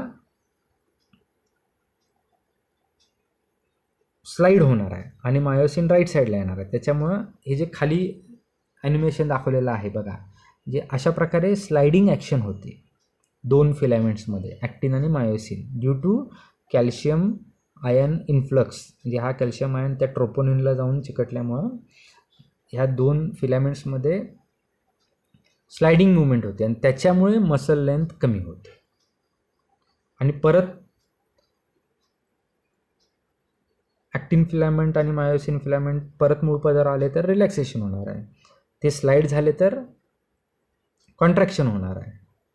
लक्षात खाली इथं दिले बघा. तर अशा प्रकारे कॅल्शियम इन्फ्लक्स झाल्यामुळे कॉन्ट्रॅक्शन होतं मसल फायबर्स. आणि असे ॲट अ टाईम ॲट्रियामधले सगळे मसल्स एका वेळेस, मसल फायबर्स एका वेळेस कॉन्ट्रॅक्ट झाले की ॲट्रियम कॉन्ट्रॅक्ट होणार आहे. सिमिलरली ॲट अ टाईम वेंट्रिकल्समधले सगळे मसल फायबर्स अशा प्रकारे कॅल्शियम इन्फ्लक्स झाल्यामुळे कॉन्ट्रॅक्ट झाले की वेंट्रिकल कॉन्ट्रॅक्ट होणार आहे. म्हणजे पहिला काय होणार आहे, इलेक्ट्रिकल ॲक्शन पोटेन्शियल डेव्हलप होते एस ए नोडला. एस ए नोडला डेव्हलप झाल्यानंतर ते जे ॲक्शन पोटेन्शियल आहे, जे ॲक्शन पोटेन्शियलमध्ये काय असतं, पहिला डिपोलरायझेशन, नंतर प्लॅटो फेज, नंतर रिपोलरायझेशन. तर हे सगळं ॲट्रियममध्ये पसरवलं जातं. तर सगळ्या ॲट्रियममध्ये पोचलं, डिपोलरायझेशन झालं तर सगळीकडे काय होणार आहे, कॅल्शियम इन्फ्लक्स होणार आहे सगळ्या मसल फायबर्समध्ये. आणि ॲट अ टाईम अशा प्रकारे स्लायडिंग मुवमेंट होऊन ॲक्टिन आणि मायोसिनमध्ये ते मसल फायबर्स कॉन्ट्रॅक्ट होणार आहे. आता ते मसल फायबर्स कॉन्ट्रॅक्ट झाल्यानंतर काय होणार आहे, कॅल्शियम इन्फ्लक्स बंद होणार आणि पोटॅशियम आउटफ्लो वाढणार आहे. आणि त्याच्यामुळे परत जे डिपोलरायझेशन झालेलं आहे त्याच्यात रिपोलरायझेशन होऊन परत रेस्टिंग मेम्ब्रेन पोटेन्शियलला इलेक्ट्रिकल चार्ज येणार आहे. अशा वेळेस मसल रिलॅक्स होतो. लक्षात येते ही सगळी प्रोसेस. सिमिलरली वेंट्रिकल्समध्ये होतं. तर अशा प्रकारे आता हे जे डिपोलरायझेशन आणि रिपोलरायझेशन आहे, हे जे कंडक्ट होतं म्हणजे एका ठिकाणाहून दुसऱ्या ठिकाणी जातं, तर त्याची सिस्टीम कशी असते, तर हे पहिला ए डायग्रॅममध्ये बघा. तर इथं काय आहे, एमध्ये आतमध्ये निगेटिव्ह चार्ज आहे आणि बाहेर पॉझिटिव्ह चार्ज आहे. म्हणजे काय की दिस इज रेस्टिंग मेम्ब्रेन पोटेन्शियल, बरोबर. आता बी ह्या डायग्रॅममध्ये बघा, हे एस म्हणजे काय दाखवलेलं आहे, इथं समजा एस ए नोड किंवा स्टार्टिंग इम्पल्स दाखवलेली आहे. तर इथं इम्पल्स जनरेशन झालेली आहे, त्याच्यामुळे काय होणार आहे, तिथं डिपोलरायझेशन होणार आहे. म्हणजे जे डॉटेड दाखवलेलं आहे दॅट इज पॉझिटिव्ह चार्ज आहे तेवढ्या भागापुरतं आतमध्ये, आणि बाहेर निगेटिव्ह चार्ज आहे. म्हणजे इथं काय झालेलं आहे, एवढ्या पार्टला डिपोलरायझेशन झालेलं आहे. आणि याची डिरेक्शन बघा, म्हणजे एसच्या इथं सुरू झालेली आहे आणि टुवर्ड्स दुसऱ्या डिरेक्शनमध्ये ते पसरत आहे. त्यानंतर या सी डायग्रॅममध्ये बघा, जे आता एसपासून सुरू झालेलं आहे ते पूर्ण ह्या लेंथ म्हणजे हा जो एरिया आहे ह्या पूर्ण एरियामध्ये डिपोलरायझेशन पसरलेलं आहे. म्हणजे आतमध्ये पॉझिटिव्ह चार्ज आहे, बाहेर निगेटिव्ह चार्ज आहे, बरोबर. आणि डीमध्ये बघा, आता जिथे इनिशिएट झालं होतं डिपोलरायझेशन तिथून परत रिपोलरायझेशन चालू झालेलं आहे. आणि रिपोलरायझेशन झाल्यामुळं परत काय होतं, आतमध्ये निगेटिव्ह चार्ज डेव्हलप झाला आणि बाहेर पॉझिटिव्ह चार्ज यायला लागला. असं हळूहळू ते राईट साईडला सरकत पूर्ण एरिया काय होणार आहे, परत रिपोलराइज होऊन आफ्टर रिपोलरायझेशन रेस्टिंग मेम्ब्रेन पोटेन्शियलला येणार आहे. म्हणजे परत ए ही जी फेज आहे या ए फेजला येणार आहे. अशा प्रकारे डिपोलरायझेशन आणि रिपोलरायझेशन होत असतं. आणि डिपोलरायझेशन आणि रिपोलरायझेशनमुळं मसल म्हणजे जे हार्टचं चेंबर्स आहेत ते कॉन्ट्रॅक्ट होतात आणि ते रिलॅक्स होतात. अशा प्रकारे हार्टमध्ये ही इलेक्ट्रिकल ॲक्टिव्हिटी होत असते. आता ही जी इलेक्ट्रिकल ॲक्टिव्हिटी आहे, हे जे आता आपण बेसिक बघितलेलं आहे, आता हे जे ॲक्शन पोटेन्शियल आहे हे काय होतं, हे हार्टमध्ये कशा प्रकारे प्रोपोगेट होतं किंवा कुठून सुरू झालं, मग ते कसं कसं पसरलं, त्याच्यामध्ये हे जे चेंजेस आहेत, तर हे जे रेकॉर्ड केले जातात ते रेकॉर्ड कशाने केले जातात, ECG मशीन. आणि त्याचं जे ग्राफिकल रिप्रेझेंटेशन केलं जातं त्याला आपण काय म्हणतो, इलेक्ट्रोकार्डिओग्राम. म्हणजे जे पेपरवर आपल्याला रीडिंग येतात ज्याला आपण ECG म्हणतो, बरोबर. म्हणजेच काय, इलेक्ट्रोकार्डिओग्राम. तर ते हे काय असतं की हार्टची जी आत्ता आपण बघितलेली इलेक्ट्रिकल ॲक्टिव्हिटी जी आहे, डिपोलरायझेशन, रिपोलरायझेशन, मग सुरुवात कुठे झाली, SA नोडला झाली, तिथून ॲट्रियममध्ये गेलं, तिथून AV नोडला आलं, तिथून बंडल ऑफ हिजला गेलं, मग पुढे पर्किन्जीस फायबर आणि मग वेंट्रिकल्समध्ये पसरलं. तर ही इलेक्ट्रिकल ॲक्टिव्हिटी हे रेकॉर्ड होते ECG मशीनमध्ये आणि त्याचं ग्राफिकल प्रेझेंटेशन होतं ECGवर, जे इलेक्ट्रोकार्डिओग्राम त्या ग्राफ पेपरवर होतं. आणि ते बघून आपण मग इंटरप्रेट करतो की हार्टची इलेक्ट्रिकल ॲक्टिव्हिटी कशी असेल. लक्षात आलं? म्हणजे हे ECGचं बेसिक आहे. याच्यामध्ये इथे डायग्राममध्ये दाखवलेलं आहे असं ECG मशीन असतं. त्या मशीनमधनं त्या पेपरवर ग्राफिकल रिप्रेझेंटेशन येतं. आता ह्या मशीनला जे इलेक्ट्रिकल ॲक्शन पोटेन्शियल आहे हे रेकॉर्ड करण्यासाठी काही इलेक्ट्रोड्स दिलेले असतात. म्हणजे 2 हातांना 2, 2 पायांना 2 असे 4 लिंब इलेक्ट्रोड्स असतात आणि 6 चेस्ट इलेक्ट्रोड्स असतात, जे छातीला आपण लावतो. 6 चेस्ट इलेक्ट्रोड्स. आता हे डिटेल आपण सगळे बघणार आहे, पण एक टोटल सिस्टीम समजून घ्या. आता ह्या मशीनमध्ये काय आहे की 6च्या 6 चेस्ट इलेक्ट्रोड्स दिलेले आहेत, बरोबर. काही मॅन्युअल मशीन्समध्ये काय आहे, 6 चेस्टचे जे दाखवलेले आहेत तिथे 6च्या ऐवजी एकच इलेक्ट्रोड असतो. मग काय करायला लागतो आपल्याला, तो पहिल्या पोझिशनला लावायचा. मग जसं ECG आपण रेकॉर्ड करत जाऊ तिथंपर्यंत आलो की मग तोच एकच जो इलेक्ट्रोड आहे तो पुढच्या रेकॉर्डिंगच्या वेळेस दुसरीकडे लावायचं, दुसऱ्या पॉईंटला लावायचं, मग तिसऱ्या पॉईंटला लावायचा, मग चौथ्या पॉईंटला लावायचा. असं ते 6 पॉईंट कवर करायचे. किंवा काही मशीनमध्ये तेवढे 6च्या 6 इलेक्ट्रोड्सच येतात ॲट अ टाईम. म्हणजे काय, ॲट अ टाईम तुम्ही 6 ठिकाणी लावून टाकायचं, एक बटन दाबलं की सगळा ECG रेकॉर्ड होतो. आणि जर मॅन्युअल असेल तर काय होतं, 4 इलेक्ट्रोड्स हातापायांचे तर येतातच बाय डिफॉल्ट, पण चेस्टचा जो इलेक्ट्रोड असतो तो एकच येतो. मग एक जर आला तर आपल्याला प्रत्येक वेळेस त्याची प्लेसमेंट चेंज करायला लागते. जेव्हा आपण चेस्ट इलेक्ट्रोडचा वापर करून ECG ती लीड घेणार आहे, चेस्ट लीड्स घेणार आहेत, त्यावेळेस दरवेळेला ते इलेक्ट्रोडची प्लेसमेंट चेंज करायला लागते. आणि जर 6 इलेक्ट्रोड चेस्टचे दिलेलेच असतील तर मग काय प्लेसमेंट चेंज करायचा विषय येत नाही. तर अशा प्रकारे ही ECGची सिस्टीम असते. ECG म्हणजे काय आपण बघूया. And action potential propagates through heart. They generate the electrical currents that can be detected at the surface of the body. And electrocardiogram, abbreviated either ECG or EKG, is recording of these electrical signals. म्हणजे हे जे electrical signals आहेत ते record केले जातं ECGवर. The ECG is composite record of action potential produced by all of the heart muscle fibers during each heartbeat. The instrument used to record the changes is an electrocardiograph.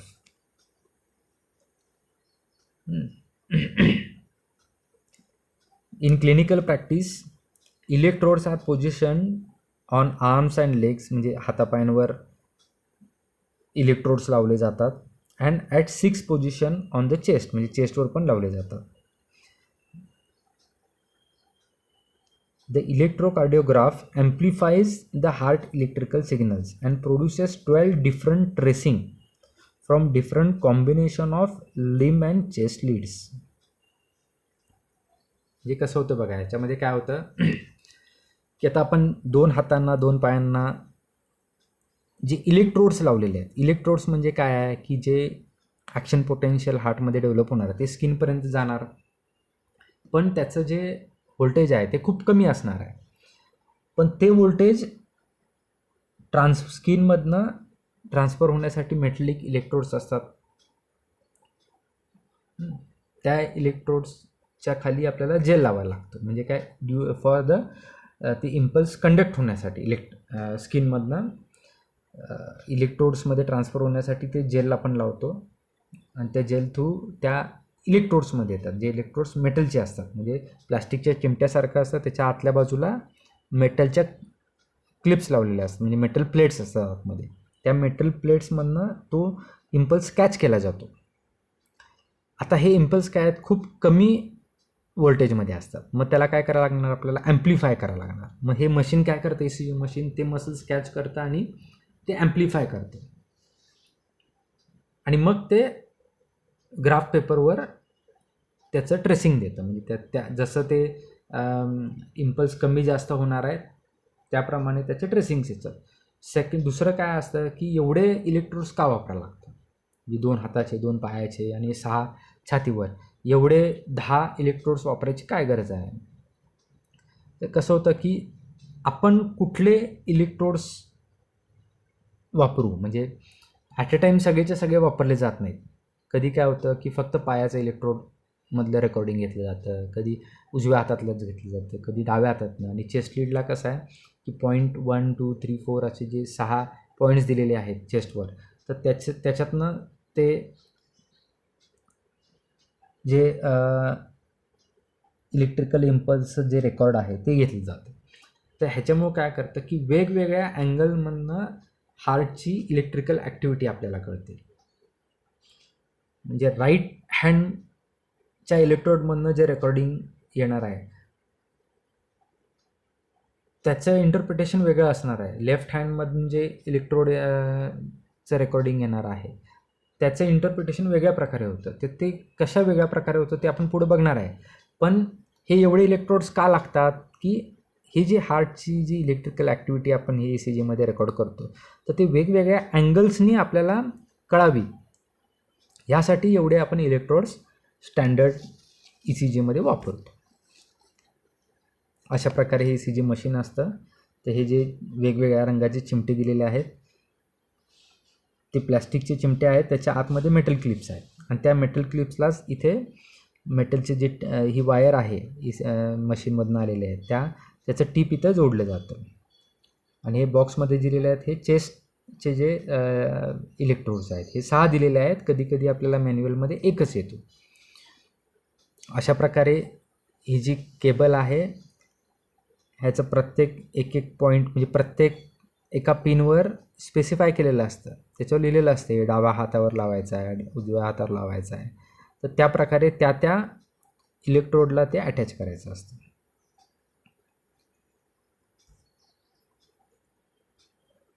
आता इलेक्ट्रोडची placement बघूया. तर इलेक्ट्रोडची placement असते 4 जे electrodes आहेत लिंब electrodes ते दोन हातांवर लावायचे आणि दोन पायांवर लावायचे. तर कुठे लावायचे तर तुम्ही मोस्टली काय की रिस्टच्या जवळ हातांचे जे इलेक्ट्रोड आहेत ते रिस्टच्या जवळ लावतो आपण आणि पायाचे जे इलेक्ट्रोड्स आहेत ते अँकलच्या जवळ. आणि जे चेस्टचे इलेक्ट्रोड्स आहेत ते छातीवर त्याचे साईड्स दिलेले आहेत V1 to V6. हे आपण पुढे बघणार आहे डिटेलमध्ये. त्याच्या आधी आपण यूज ऑफ ECG बघूया. म्हणजे हे जे ECG आहे हे आपण बघितलं की आता इलेक्ट्रिकल इम्पल्सचं रेकॉर्डिंग होतं, तर त्याच्यातनं आपल्याला काय कळू शकतं, म्हणजे एवढं सगळं कशाला करायचं, याचा उपयोग काय. तर electrocardiogram is useful in determining and diagnosing the following conditions. That is म्हणजे ह्याने काय कळू शकतं आपल्याला, हार्ट रेट कळू शकतं. म्हणजे किती वेळा इम्पल्स आली त्याच्यावरनं आपण कळू शकतो की हार्टचा रेट काय आहे, हार्टचा रिदम काय, म्हणजे ती किती फ्रिक्वेंटली येते, म्हणजे कमी जास्त त्याचा स्पीड होतो आहे का, त्याच्यावरनं आपण हार्ट रिदम बघू शकतो. ॲबनॉर्मल इलेक्ट्रिकल कंडक्शन म्हणजे कुठे इम्पल्स कॅरी होत नाही आहे का, तर हे सुद्धा आपल्याला कळू शकतं या ECGमधनं. ॲबनॉर्मल इलेक्ट्रिकल कंडक्शन कळू शकतं. त्यानंतर poor blood flow to heart muscles, म्हणजे हार्ट मसल्सला जर पुअर ब्लड फ्लो आहे किंवा इस्केमिया असेल, त्यालाच टर्म काय म्हटलेली आहे, इस्केमिया, तर तीसुद्धा या ECGमधनं कळू शकते. त्यानंतर हार्ट अटॅक म्हणजे मायोकार्डियल इन्फार्क्शन कळू शकतो आपल्याला या ECGमधून. त्यानंतर CAD कॉरोनरी आर्टरी डिसीज आहे का नाही हे कळू शकतं आपल्याला. आणि हार्टचे जे चेंबर्स आहेत त्याची जर साईज मोठी झाली असेल तर तीसुद्धा आपल्याला ह्या ECGवरनं कळू शकते. That is hypertrophy of heart chambers. तर अशा प्रकारे वेगवेगळे आपण कंडिशन्स ह्या ECGमधून जाणून घेऊ शकतो. आता त्याचं हे सिस्टीम बघितली. आता त्याचं जे रेकॉर्डिंग आपण करणार आहे, इलेक्ट्रोड प्लेसमेंट आपण पुढे बघूया. आता त्याचं आधी काय बघूया की ज्याच्यावर रेकॉर्डिंग होतं तो पेपर कसा असतो. अशा प्रकारे एक ग्राफ पेपर असतो. त्या ग्राफ पेपरवर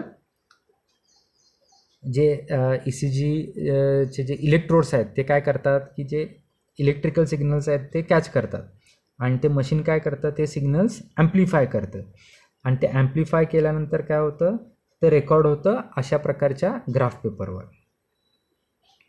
आता ह्याच्यात बारीक बारीक लाईन्स आहेत, इथे तुम्हाला या खालच्या फोटोमध्ये दिसेल. तर ह्या दोन ज्या बारीक रेषा आहेत त्या दोन रेषांमधलं अंतर असतं 1 मिलीमीटर आणि दर 5 म्हणजे रेषांनंतर एक डार्क रेषा आलेली आहे. जे कुठेही तुम्ही वर्टिकल ॲक्सिसवर बघा किंवा हॉरिझॉन्टल. वर्टिकल म्हणजे जो आहे तो वाय ॲक्सिस येणार आहे आणि हॉरिझॉन्टल जो आहे तो एक्स ॲक्सिस येणार आहे. तर ह्या दोन्ही ॲक्सिसवर काय आहे, प्रत्येक एक बारीक रेष म्हणजे दोन बारीक रेषांमधलं अंतर आहे 1 मिलीमीटर आणि अशा 5 इंटरवल झाल्यानंतर एक डार्क लाईन येते. हे असं पूर्ण ग्राफ पेपरवर मेंटेन केलं जातं. म्हणजे ह्याच्यावरून आपल्याला कसं आहे, कॅल्क्युलेशनला सोपं जातं. त्यामुळे अशी सिस्टीम केलेली आहे. तर एका स्पीडनं हा ग्राफ पेपर फिरत असतो. म्हणजे काय होतं की आता जे इम्पल्स आपण रेकॉर्ड करणार ते काय होणार, ॲम्प्लिफाय होणार आणि ते काय होणार, ह्या ग्राफ पेपरवर प्रिंट होणार आहे. म्हणजे जसं इम्पल्समध्ये डिफरन्स येणार आहे तसं हा ग्राफमध्ये प्रिंटिंग वर खाली अशी रेंज जाणार आहे. बरोबर. आता समजा ग्राफ पेपर नुसता प्लेस केला तर काय होणार आहे, सगळं जे प्रिंटिंग आहे एकाच ठिकाणी होणार आहे. त्यामुळं ह्याच्यात काय सिस्टीम केलेली आहे की ग्राफ पेपर हा रोटेट होत असतो. म्हणजे एका बाजूनं आत जातो आणि जसं प्रिंटिंग होईल तसं दुसऱ्या बाजूनं ते बाहेर येत राहतो पेपर. तर ह्याचा एक स्पीड असतो. ह्या स्पीडवर त्या दोन रेषांमधलं म्हणजे जे हा स्पीड किती आहे त्याच्यावरनं आपण ड्युरेशन कॅल्क्युलेट करू शकतो. बरोबर. तर ह्याचं जे दोन नॉमिनल स्पीड असतात की एक 25चं जे सेटिंग असतं 25 mm पर सेकंड किंवा 50 mm पर सेकंड, ह्या स्पीडनं हा ग्राफ पेपर रोल होत असतो त्या आत, म्हणजे फिरत असतो त्या मशीनमधनं. आता समजा 25 mm स्पीडला आपण लावला, 25 mm पर सेकंडच्या स्पीडला लावलं तर एक म्हणजे आता जे 1 मिलीमीटर जे आपण डिस्टन्स बघितलेलं आहे दोन छोट्या रेषांमधलं, ते म्हणजे किती ड्युरेशन होणार आहे.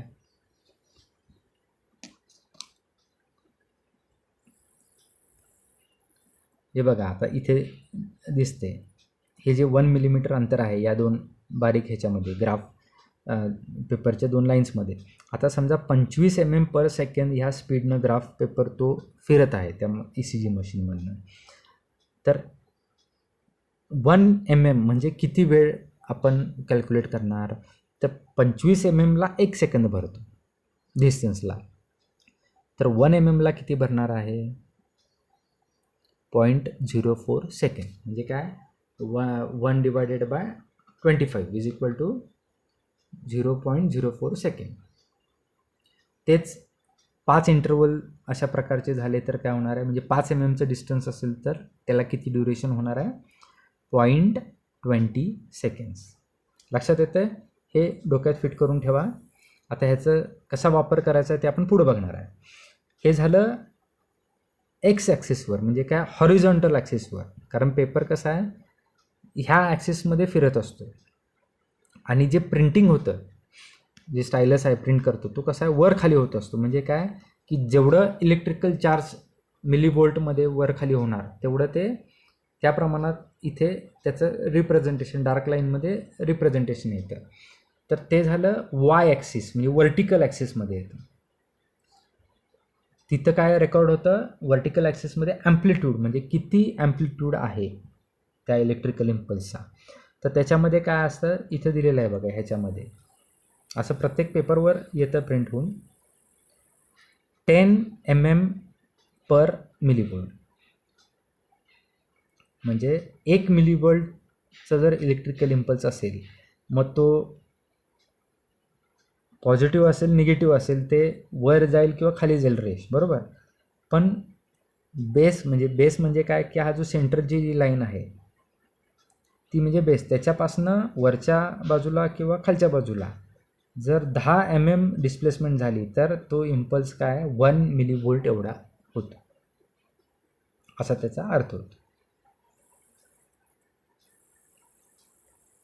लक्षात आलं. म्हणजे इथे काय ह्या ग्राफ पेपरवर रेकॉर्डिंग येतं, त्याच्यावर एक्स ॲक्सिस म्हणजे हॉरिझॉन्टल ॲक्सिसवर ड्युरेशन काउंट केलं जातं आणि व्हर्टिकल ॲक्सिसवर त्याचं ॲम्प्लिट्यूड म्हणजे इलेक्ट्रिकल इम्पल्सचं ॲम्प्लिट्यूड काउंट केला जातो. आणि ह्याचा जो स्पीड आहे पेपरचा तो काय 25 आणि 50 mm/s अशा दोन स्पीडमध्ये आपण ठेवू शकतो.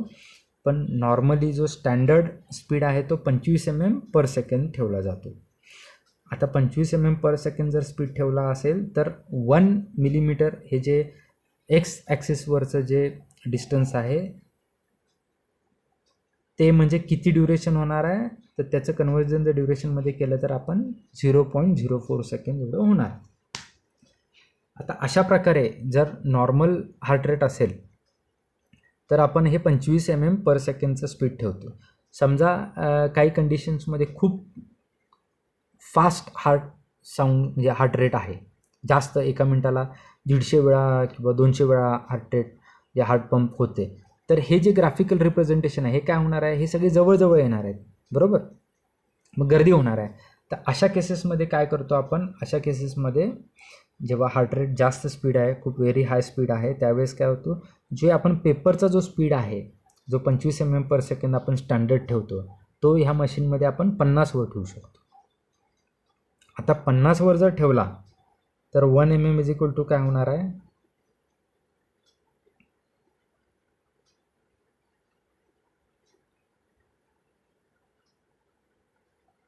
त्याचं ड्युरेशन चेंज होणार आहे, बरोबर. जे 0.02 सेकंद होणार आहे 1 mm म्हणजे जर 50 स्पीडवर ठेवलं तर आपण ते कधी ठेवणार, आपण जर खूप हार्ट बीट्स म्हणजे हार्ट रेट फास्ट असेल तर आपण 50 वर ठेवून बघणार स्पीड. स्टँडर्ड आपण काय करतो 25 mm/s वर ठेवतो. तसंच आपण ॲम्प्लिट्यूडमध्ये पण 2 सेटिंग्स असतात, म्हणजे वाय ॲक्सिसवर पण आपण 2 सेटिंग्समध्ये ते करू शकतो. म्हणजे कमी जर ॲम्प्लिट्यूडमध्ये जर फ्लक्च्युएशन असेल तर आपण त्याचं हे पण वाढवू शकतो, वाय ॲक्सिसवरचं पण त्याचं जे प्रमाण आहे ते पण आपण चेंज करू शकतो. तर अशा प्रकारे आपण ग्राफ पेपर बघितलेला आहे. एक्स ॲक्सिसवर काय आहे ते बघितलेलं आहे, वाय ॲक्सिसवर काय आहे ते बघितलेलं आहे. आता बघू आपण ECG लीड्स. लीड्स म्हणजे काय की इलेक्ट्रोड्स हा भाग वेगळा झाला आणि लीड्स वेगवेगळे असतात. जसं आता पुढे आपण दाखवतो तुम्हाला आधीच. हां, हे बघा, अशा प्रकारे 12 लीड्सचं आपण एक स्टँडर्ड ECGचं रेकॉर्डिंग करतो. Lead 1, lead 2, lead 3, AVR, AVL, AVF, त्यानंतर V1 to V6 असे 12 लीड्स आपण त्याच्यात रेकॉर्ड करतो. आता हे लीड्स म्हणजे काय हे आपण डिटेलमध्ये बघणार आहे. हे लीड्स वेगळे आहेत आणि जे आपण आधी इलेक्ट्रोड्स बघितलेले आहेत ते वेगळे आहेत, करेक्ट.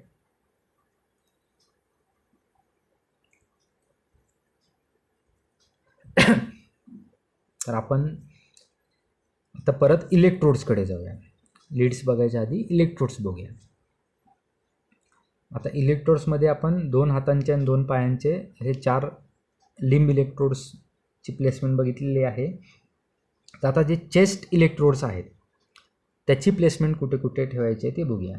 त्यातलं V1 ह्याला चेस्ट इलेक्ट्रोड्स जे आहेत त्याला V1, V2, V3, V4, V5, V6 असं डिनोट केलेलं आहे. कारण का V1 नावाची जी लीड आहे, जी आपण 12 लीड्स आता बघितलेले आहेत, ती लीड्सचं V1 लीडचं रेकॉर्डिंग हे V1 जी प्लेसमेंट आहे इलेक्ट्रोडची तिथून घेतलं जातं, तिथून रेकॉर्डिंग होतं.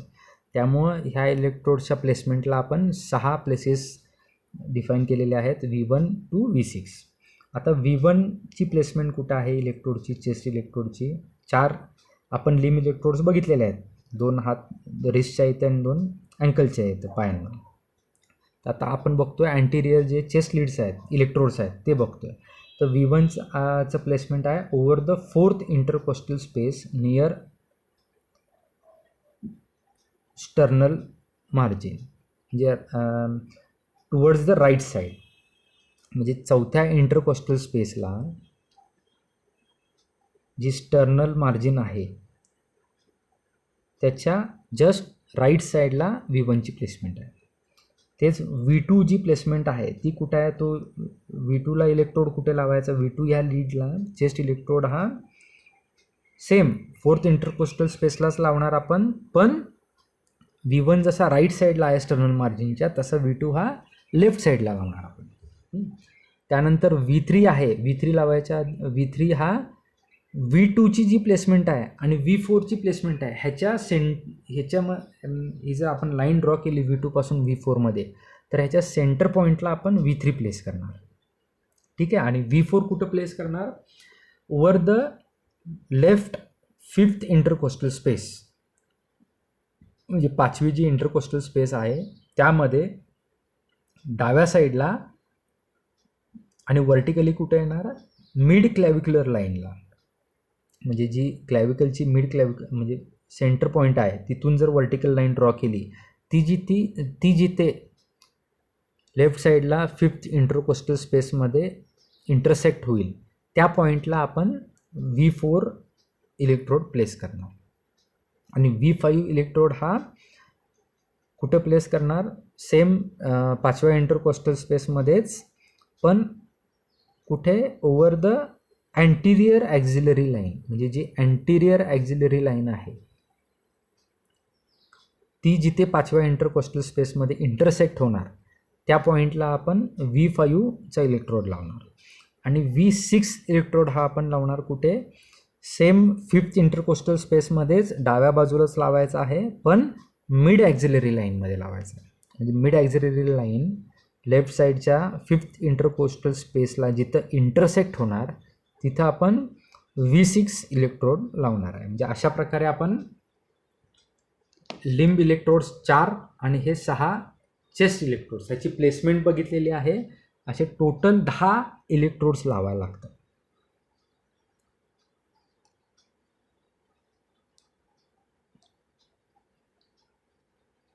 त्यानंतर आता आपण जेव्हा हे इलेक्ट्रोड्स प्लेस केले त्यानंतर इलेक्ट्रोड्सला त्या मशीन्सच्या जे इथं आपण बघितल्या होत्या हे वायर्स लावून घेतल्या, सगळे अटॅचमेंट केलं, मशीन ऑन केलं. त्याच्यानंतर मशीन ऑन केल्यानंतर रेकॉर्डिंग चालू होणार आहे, बरोबर. आता ते रेकॉर्डिंग कसं आहे, वेगवेगळ्या आपण 12 लीड्स बघितल्या होत्या, अशा 12 लीड्समध्ये रेकॉर्डिंग होतं.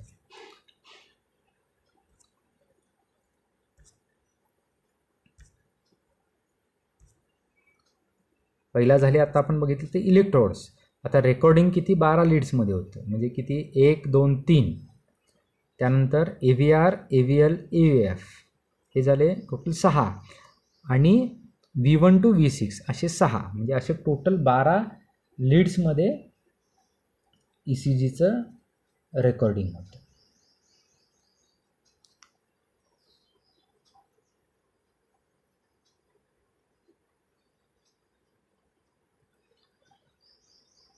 आता ह्याचं सिग्निफिकन्स काय ते आपण बघूया ह्या लीड्सचं.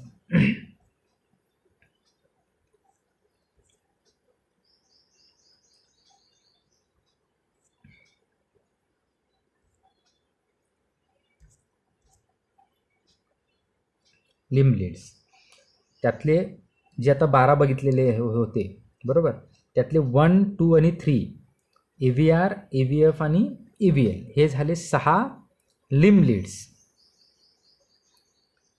12 पैकी हे जे 6 झाले ते लिंब लीड्स, आणि राहिलेले 6 जे आपण बघितले होते V1 V2 V3 V4 V5 V6 हे झाले चेस्ट लीड्स.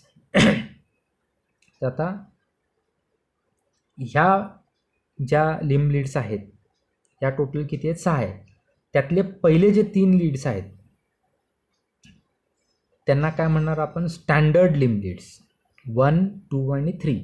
ह्यांना म्हणायचं स्टँडर्ड लिम लीड्स. दुसरं ह्यांना काय म्हणायचं, दुसरं नाव काय ह्यांना आपण म्हणतो बायपोलर लीड्स. बायपोलर लीड्स म्हणजे ह्याला बायपोलर काय म्हटलेलं आहे की जे आपण लिम्सवर इलेक्ट्रोड्स लावलेले आहेत, तर ह्याचं जे रेकॉर्डिंग घेतलेलं आहे या लीड्समध्ये, लीड 1, लीड 2 आणि लीड 3 मध्ये, ह्याच्यामध्ये ही जे रेकॉर्डिंग आहे ह्याच्यामध्ये 2 इलेक्ट्रोड्सचं रेकॉर्डिंग म्हणजे इम्पल्स घेतलेला आहे. म्हणजे एक पॉझिटिव्ह आणि एक निगेटिव्ह, अशा प्रकारे दोन ॲक्टिव्ह इलेक्ट्रोड्सचा वापर करून जे रेकॉर्डिंग घेतलेलं आहे, म्हणजे 2 ॲक्टिव्ह म्हणजे एक पॉझिटिव्ह आणि एक निगेटिव्ह असे दोन्ही ॲक्टिव्ह इलेक्ट्रोड्स घेतलेले आहेत. म्हणजे काय की 2 पोल आहे तिथे, एक पॉझिटिव्ह पोल आणि एक निगेटिव्ह पोल, अशा प्रकारे त्या दोघांमधलं रेकॉर्डिंग घेतलेलं आहे, म्हणून ह्याला म्हटलेलं आहे बायपोलर. आणि लिम्स म्हणजे हातापायांचे इलेक्ट्रोड्स वापरून त्या इलेक्ट्रोड्सचा वापर करून जे रेकॉर्डिंग घेतलेलं आहे, म्हणून त्याला लिम लीड्स म्हटलेलं आहे. म्हणजे अशा प्रकारे याचं नाव आलेलं आहे बायपोलर लिम लीड्स.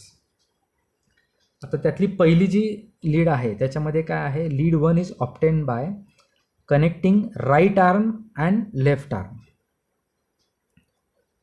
म्हणजे राईट आर्मचा जो इलेक्ट्रोड आहे तो ॲक्टिव्ह आहे याच्यामध्ये, आणि लेफ्ट आर्मचा इलेक्ट्रोड आहे तो ॲक्टिव्ह आहे. त्याच्यामध्ये राईट आर्म इज कनेक्टेड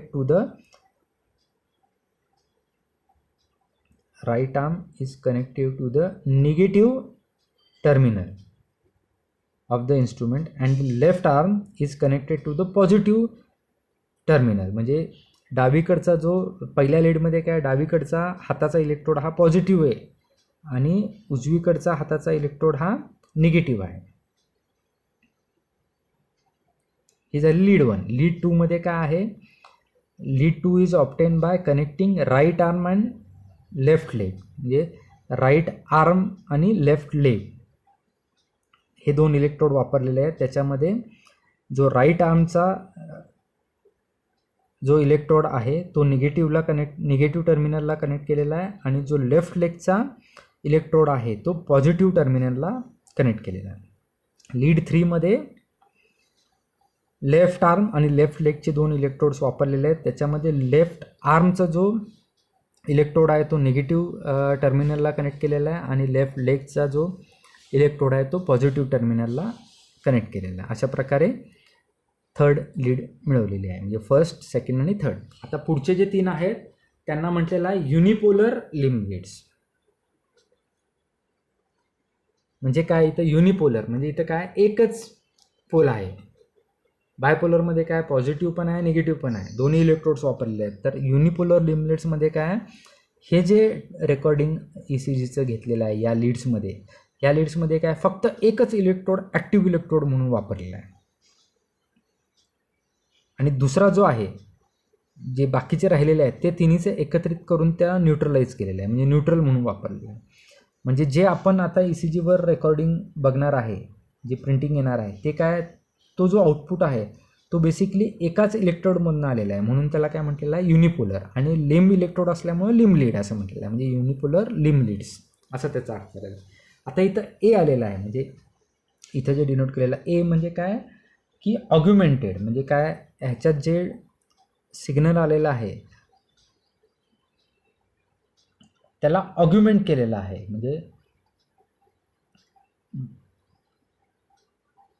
एक ॲक्टिव्ह हे ठेवून बाकीचे जे 3 राहिलेले लीड्स आहेत त्यांना एकामध्ये म्हणजे तिघांचं मिक्सिंग करून ह्यांना काय न्यूट्रलाइज केलेलं आहे, रेस्ट 3 इलेक्ट्रोड्स, म्हणून त्याला ऑग्युमेंटेड लीड्स म्हटलेलं आहे. तर त्या प्रकारे असे त्याचे 3 टाईप्स आहेत. तर त्यातला पहिला आहे AVR. ए म्हणजे ऑग्युमेंटेड, VR म्हणजे right arm, V for vector, V denotes for vector, आणि R फॉर राईट. म्हणजे AVR मध्ये काय आहे की active electrode is from right arm, आणि जे लेफ्ट लेग आणि लेफ्ट जो आर्म आहे हे काय आहेत इनडिफरंट. म्हणजे हे दोन्ही इलेक्ट्रोडचं ऑग्युमेंटेशन करून त्यांना न्यूट्रलाइज केलेलं आहे, म्हणजे त्यांचा ह्या ECG ट्रेसिंगमध्ये वापर केलेला नाही. फक्त वापर कशाचा झालेला आहे, कुठल्या रिडिंगचं झालेलं आहे, जे राईट आर्ममधलं इलेक्ट्रोड आहे तिथलंच जे रेकॉर्डिंग आहे ते कन्सिडर केलेलं आहे ह्या लीडमध्ये. त्याप्रमाणे AVL, इकडे AVL बघा, AVLमध्ये काय आहे की L stands for left arm,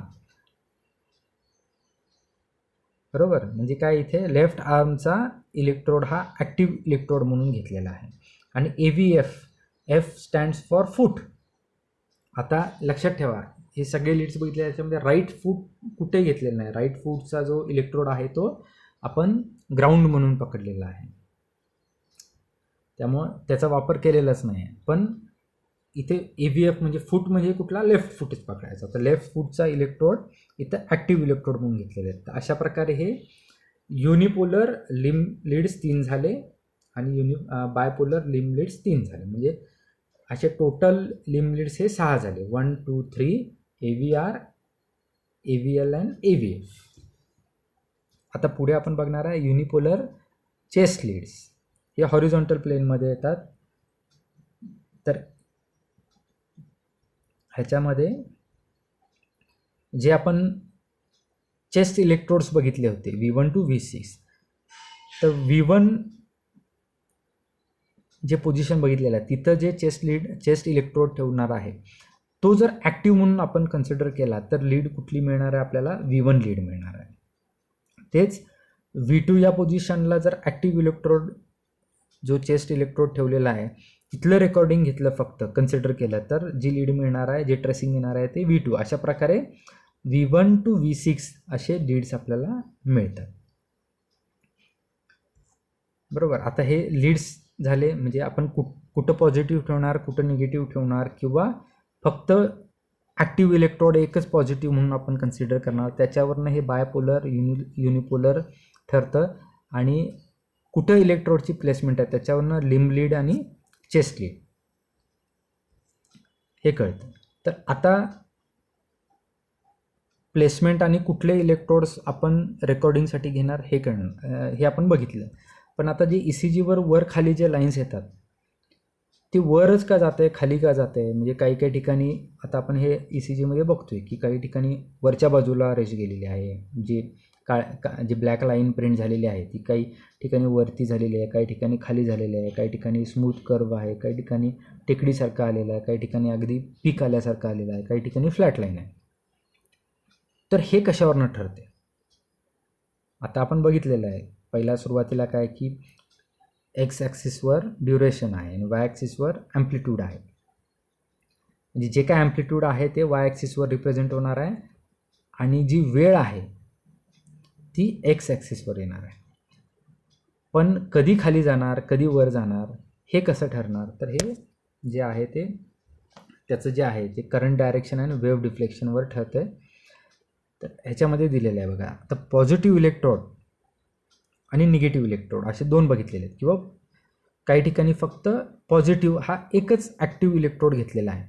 तर आता जे ॲक्शन पोटेन्शियल जनरेट होणार आहे आपण जे मगाशी बघितलेलं आहे ते जर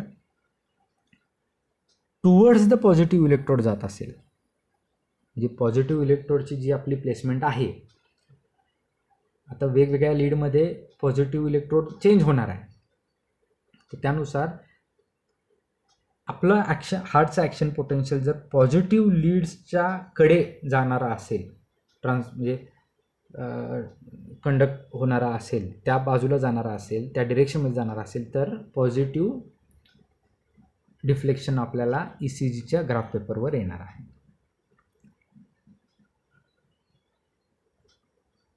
जेव्हा पॉझिटिव्ह आणि निगेटिव्हच्या मध्ये सेंटर पॉईंटला परपेंडिक्युलर जाणार असेल ॲक्शन पोटेन्शियल, म्हणजे जे पॉझिटिव्ह आणि निगेटिव्ह इलेक्ट्रोड आहे त्याच्या सेंटर पॉईंटपासून परपेंडिक्युलर जाणार असेल जर ॲक्शन पोटेन्शियल, तर त्याचं डिफ्लेक्शन काय होणार आहे, बायफेजिक येणार आहे. म्हणजे थोडं वर येणार आहे, थोडं खाली येणार आहे. आणि जर पॉझिटिव्ह इलेक्ट्रोडपासून दूर किंवा टुवर्ड्स द निगेटिव्ह इलेक्ट्रोड जर ॲक्शन पोटेन्शियल जात असेल तर त्याचं ECG पेपरवर प्रिंटिंग कसं होणार आहे, निगेटिव्ह म्हणजे खालच्या बाजूला डिफ्लेक्शन येणार आहे, डाऊनवर्ड डिफ्लेक्शन येणार आहे. म्हणजे लक्षात आलं, ह्याच्यावर ठरणार की ECGमध्ये हे जे ब्लॅक प्रिंटिंग आहे वर जाते खाली जाते का. आता प्लेन म्हणजे काय की जिथं ॲक्शन पोटेन्शियल जे आडवी लाईन फ्लॅट लाईन असेल म्हणजे काय की काहीच ॲक्शनच नाही आहे. आता जी टुवर्ड्स द पॉझिटिव्ह इलेक्ट्रोड जर ॲक्शन पोटेन्शियल गेलं तर काय वरती जाणार डिफ्लेक्शन, आणि जर टुवर्ड्स निगेटिव्ह इलेक्ट्रोड गेलं ॲक्शन पोटेन्शियल किंवा पॉझिटिव्हपासून लांब ॲक्शन पोटेन्शियल जात असेल ट्रान्सफर होत असेल तर ते डिफ्लेक्शन खालच्या बाजूला येणार. आणि जर परपेंडिक्युलर जात असेल ह्या लाईनपासून निगेटिव्ह आणि पॉझिटिव्हच्या लाईनपासून तर ते थोडं निम्मं खाली आणि निम्मं वरती असं बायफेजिक डिफ्लेक्शन येणार आहे. आणि जर ॲक्शन पोटेन्शियल नसेलच जनरेट झालेलं आहे तर म्हणजे काहीच इलेक्ट्रिकल ॲक्टिव्हिटी नसेल तर फ्लॅट लाईन येणार आहे, सरळ रेष येणार आहे. लक्षात येतं आहे. अशा प्रकारे हे पॉझिटिव्ह निगेटिव्ह त्याचं परम्युटेशन कॉम्बिनेशन्सवर ECG जनरेट होतं.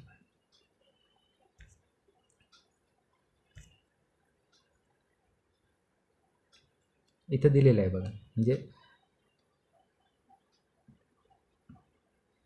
ह्यात आपण ही स्लाईड नंतर बघू, पहिला आपण ECGचे पार्ट्स बघून घेऊ, म्हणजे जे ट्रेसिंग आहे त्याच्यामध्ये काय काय असतं ते बघून घेऊ. आता नॉर्मल जे ECGचं आपण प्रिंटिंग बघतो म्हणजे रेकॉर्डिंग बघतो तर त्याच्यात नॉर्मल काही वेव्ज आहेत आणि काही सेगमेंट्स आहेत. ते कुठले कुठले आहेत ते बघून घेऊया आपण. तर नॉर्मल ECG वेव्स त्याच्यामध्ये पहिली आहे P wave.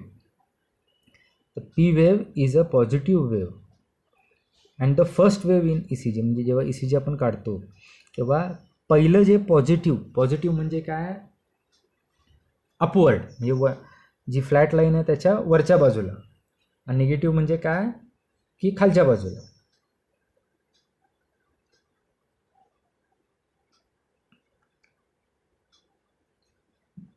The P wave is a positive wave, first wave in the ECG, and it is also called atrial complex. आता हे P वेव्हचं कॉज काय आहे, P wave is produce due to depolarisation of atrial musculature. म्हणजे ॲट्रियामध्ये जेव्हा depolarisation होतं तेव्हा P wave generate होते.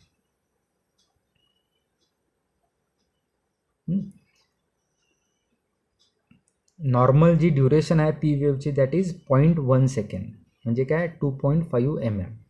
अँड नॉर्मल ॲम्प्लिट्यूड जी त्याची वाय ॲक्सिसवरची जी उंची आहे ती किती पाहिजे, 0.1 to 0.12 MV म्हणजे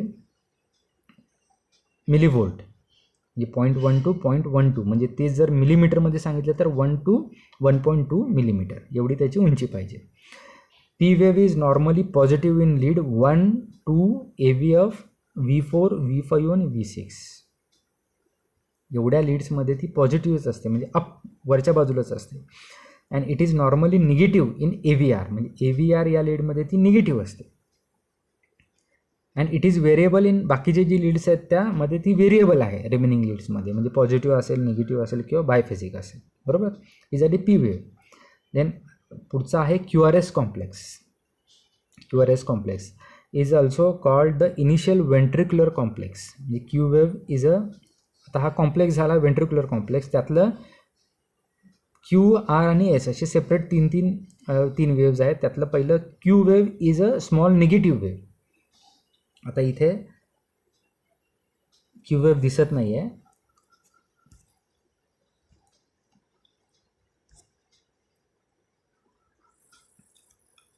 ह्याच्यात बघा इथे ही फर्स्ट पॉझिटिव्ह P वेव्ह झाली, त्यानंतर हा QRS कॉम्प्लेक्स आहे, त्याच्यामध्ये इथे थोडंसं पहिला निगेटिव्ह डिफ्लेक्शन दिसतं, that is Q wave.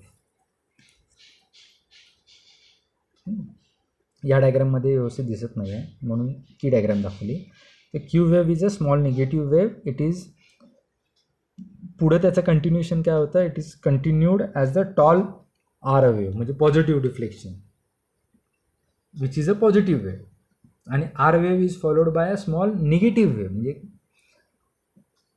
Negative deflection होतं, दॅट इज एस वेव्ह. आता ह्याचं कॉज काय क्यू आर एस कॉम्प्लेक्सचं, it is due to depolarisation of ventricular musculature. म्हणजे पी वेव्ह बघितलं आपण ॲट्रियल मस्क्युलेचरचं डिपोलरायझेशन म्हणजे पी वेव्ह. आता क्यू आर एस कॉम्प्लेक्स म्हणजे व्हेंट्रिक्युलर मस्क्युलेचरचं डिपोलरायझेशन होतं. आता हे डिपोलरायझेशन झाल्यावर ॲक्च्युअल कॉन्ट्रॅक्शन होणार आहे, बरोबर. आता त्यात पण स्पेसिफिक सांगितलेलं आहे, Q wave is due to depolarisation of basal portion of interventricular septum, म्हणजे जो वरचा पार्ट आहे इंटरव्हेंट्रिक्युलर सेप्टमचा, म्हणजे ॲट्रियल कडचा पार्ट आहे, तिथं डिपोलरायझेशन झालं तर पहिला क्यू वेव्ह जनरेट होते. नंतर आर वेव्ह काय, due to depolarisation of apical portion of interventricular septum आणि apical portion of ventricular muscle, म्हणजे जे सेप्टम आहे त्याचा अपायकल पोर्शन आणि जो व्हेंट्रिकल्स आहेत त्याचा जो मसल्स आहेत त्याचा अपायकल पोर्शन, ह्याच्यात डिपोलरायझेशन झालं तर ती आर वेव्हनी रिफ्लेक्ट होते इथे ई सी जीमध्ये. And S wave is due to depolarisation of basal portion of ventricular muscle, म्हणजे जे राहिलेला वरचा बेसकडचा जो व्हेंट्रिकलचा मसल आहे, जो ॲट्रिव्हेंट्रिक्युलर रिंगच्या तिथला जो मसल येतो व्हेंट्रिकल्सचा, तिथं डिपोलरायझेशन झालं तर ते रिफ्लेक्ट होतं S वेव्हनी. Normal duration of QRS complex is 0.08 to 0.10 seconds, that is 2 to 2.5 mm. And normal amplitude of Q wave is, आता amplitude आपण कुठं y axis वर बघणार, बरोबर, that is 0.1 to 0.2 mv, म्हणजे काय 1 ते 2 mm Q wave ची amplitude. तेच R wave ची amplitude किती आहे 1 mv, म्हणजे 1 मिलीव्होल्ट, म्हणजे किती 10 mm पर्यंत त्याची उंची असू शकते. And amplitude of S wave is 0.4 mv, म्हणजे 4 mm एवढी त्याची डेप्थ असू शकते.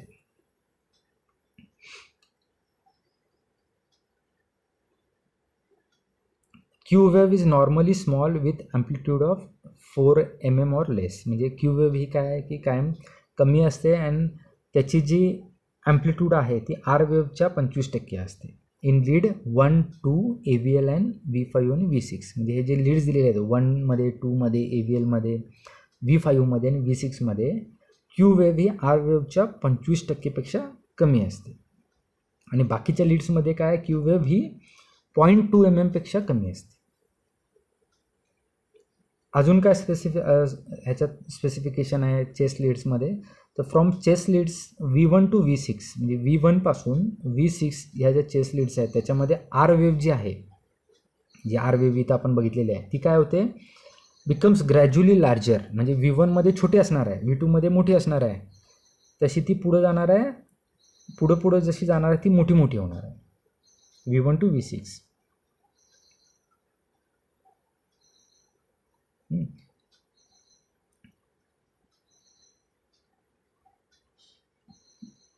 पण त्याच्यात पण एक काय विशेष आहे की it is smaller in V6 than V5, म्हणजे V1 पासून V6 पर्यंत वाढत जाते, पण सगळ्यात जास्त पीक कुठे येतो V5ला येतो आर वेव्हचा, आणि V6ला V5 पेक्षा थोडीशी ती छोटी होते. एस वेव्ह ही सगळ्यात जास्त कुठे असते V1 मध्ये, V1 मध्ये आणि V2 मध्ये लार्जर असते, म्हणजे V1 मध्ये मोठी असते, V2 मध्ये त्याच्यापेक्षा मोठी असते एस वेव्ह, आणि त्याच्यानंतर V2 पासून पुढे V3 टू V6 ती कमी होत जाते एस वेव्ह. ठीक आहे. Then T wave is the final ventricular complex and it is, म्हणजे हे it is a positive wave.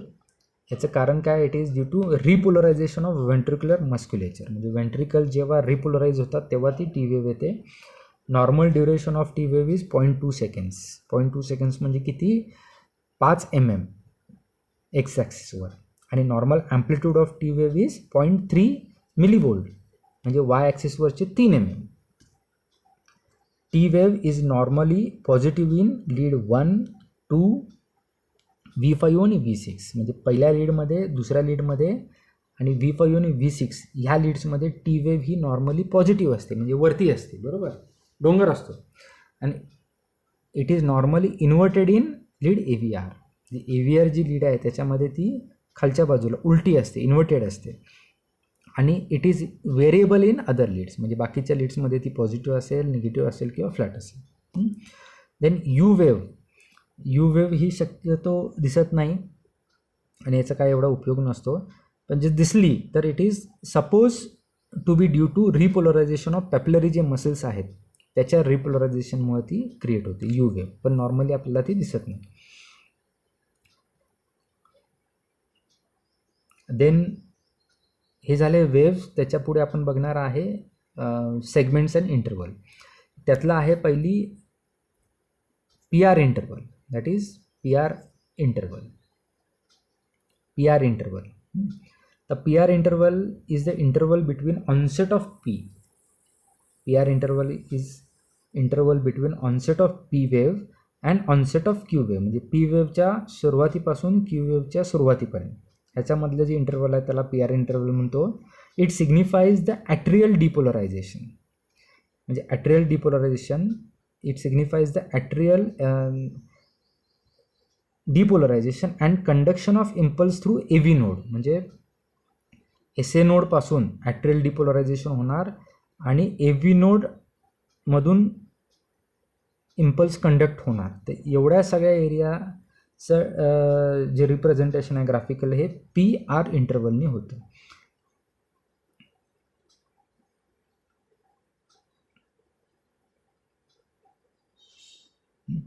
And the short isoelectrical period after the end of P wave represents the time taken. म्हणजे ह्याच्यात पण दोन part आहेत. एक P वेव्हचा झाला. P wave म्हणजे काय की it represents the depolarization of atrial, आणि P वेव्ह नंतर जो फ्लॅट लाईन येते Q वेव्ह म्हणजे PR इंटरव्ह्यूमध्ये ती काय रिप्रेझेंट करते the time taken for the passage of depolarization within AV node, म्हणजे AV नोडमध्ये जे कंडक्शन होतं ते रिप्रेझेंट करतं, जे P वेव्ह नंतर जी फ्लॅट लाईन आहे PR इंटरवलमध्ये ते रिप्रेझेंट करतं. त्यालाच काय म्हणतो आपण AV नोडल डिले म्हणतो. तर ह्याची जी ड्युरेशन आहे normal PR interval is 0.18 second. ही व्हॅरी पण होऊ शकते 0.12 to 0.2 सेकंड्स, म्हणजे 3 ते 5 mm पर्यंत त्याचं कमी जास्त असू शकतं. If it is more than 0.2 second, म्हणजे 5 mm पेक्षा जास्त असेल तर it signifies the delay in the conduction of impulse from SA node to ventricles, म्हणजे SA नोडपासून इम्पल्स जनरेट झालेला आहे पण तो वेंट्रिकलमध्ये लवकर पोचत नाही आहे, म्हणजे मध्ये काहीतरी डिले आहे हे सिग्निफाय होतं जर ती 5 mm पेक्षा जास्त असेल PR इंटरवल. देन पुढचं आहे QT interval. QT interval is the interval between onset of Q wave to the end of T wave, म्हणजे Qच्या सुरुवातीपासून T वेव्हच्या शेवटपर्यंत त्याला म्हणायचं QT interval. It indicates the ventricular depolarization and ventricular repolarization, म्हणजेच काय की it signifies the electrical activity of ventricle, म्हणजे वेंट्रिकलचं डिपोलरायझेशन पण ह्याच्यामध्ये येतं आणि वेंट्रिकलचं रिपोलरायझेशन पण ह्याच्यामध्ये येतं. म्हणजे it represents the whole electrical activity of ventricles. ह्याची नॉर्मल ड्युरेशन आहे 0.4 to 0.42 सेकंड्स, म्हणजे काय 0.4 म्हणजे 10 मिलीमीटर आणि 0.42 सेकंड्स म्हणजे 10.5 मिलीमीटर हे त्याची ड्युरेशन आहे. त्याच्यानंतर पुढं आहे ST वेव्ह, ST सेगमेंट. तर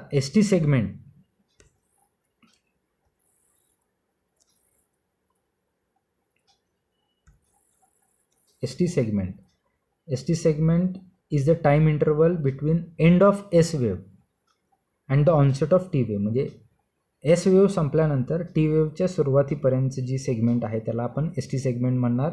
ही शक्यतो आयसो इलेक्ट्रिक असते, म्हणजे फ्लॅट लाईन असते.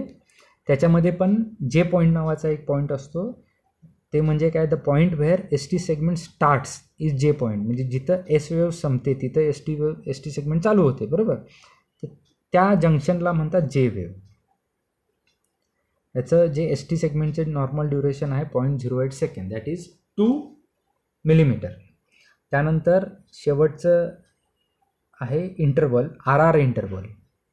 that is RR interval. RR interval is the time interval between two consecutive R waves. म्हणजे पहिला आता हे जे एकानंतर एक असे कॉम्प्लेक्स येत जाणार आहेत बरोबर, तर त्यातलं पहिल्या आर वेव्हपासून दुसऱ्या आर वेव्हपर्यंत जे टाईम इंटरवल आहे त्याला RR इंटरवल म्हणतात.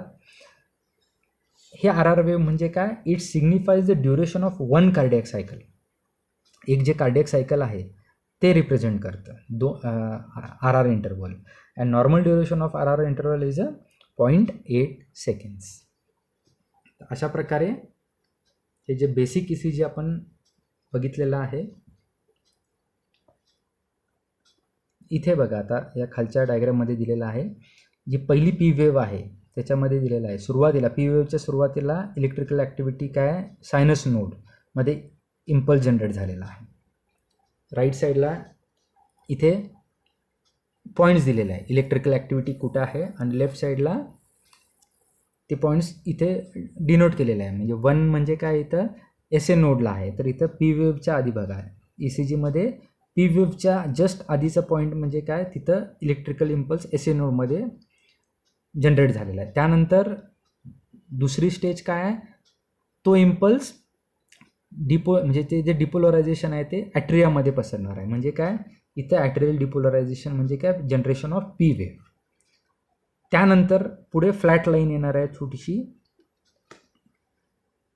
ते काय जनरेट होणार आहे, ते काय डिनोट करतं 3, 4 आणि 5 म्हणजे काय, AV node, bundle of his आणि पर्किन्जीस फायबर हे रिप्रेझेंट करतं. त्याच्यानंतर QRS कॉम्प्लेक्स येतो, दॅट इज व्हेंट्रिक्युलर डिपोलरायझेशन, म्हणजे व्हेंट्रिकल्स डिपोलराइज होतात ह्याच्यामध्ये. त्याच्यानंतर ST सेगमेंट येते आणि त्याच्यानंतर T वेव्ह येते, दॅट इज व्हेंट्रिक्युलर रिपोलरायझेशन. तर अशा प्रकारे हे जे ॲक्शन पोटेन्शियल आहे त्याच्यामध्ये डिपोलरायझेशन रिपोलरायझेशन होतं. मग ते ॲट्रियममध्ये मधून SA नोडपासून ॲट्रियममधून AV नोडपासून बंडल ऑफ हिजमधून पर्किन्जीस फायबर आणि मग व्हेंट्रिकल मसल्स, तर इकडं ते पसरतं. तर त्या प्रकारे ECGवर त्याचं ग्राफिकल रिप्रेझेंटेशन होतं आणि त्याच्यावरनं आपण मग इलेक्ट्रिकल ॲक्टिव्हिटी ऑफ हार्ट ही आपण असेस करतो. तर अशा प्रकारे हे ECG आहे. हे आता जे बघितलेलं आहे आपण हे नॉर्मल बघितलेलं आहे ECGचे waves and segments. Actually ECG तसं समजायला खूप अवघड टॉपिक आहे आणि जेवढं तुम्ही वाचाल ECGबद्दल तेवढं शिकण्यासारखं भरपूर आहे. आणि हे फक्त नॉर्मल यावेळेस जनरल तुम्हाला बेसिक कन्सेप्ट्स आत्ता आहेत फर्स्ट इयरला.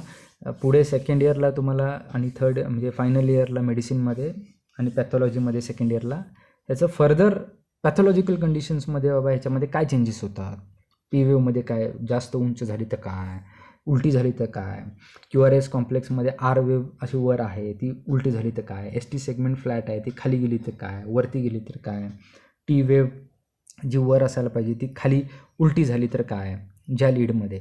तर हे सगळं जे आहे ते पॅथॉलॉजिकल चेंजेसमध्ये येणार आहेत. हे पुढे आपण बघणार आहे सेकंड इयर आणि फायनल इयरला. आता काय आहे की नॉर्मल काय आहे हे तुम्हाला सध्या या सिलेबसमध्ये आहे. अशा प्रकारे आपण basic physiological concepts of ECG आणि नॉर्मल ECG ह्याचा आता आपण कंप्लीट केलेला आहे सिलेबस.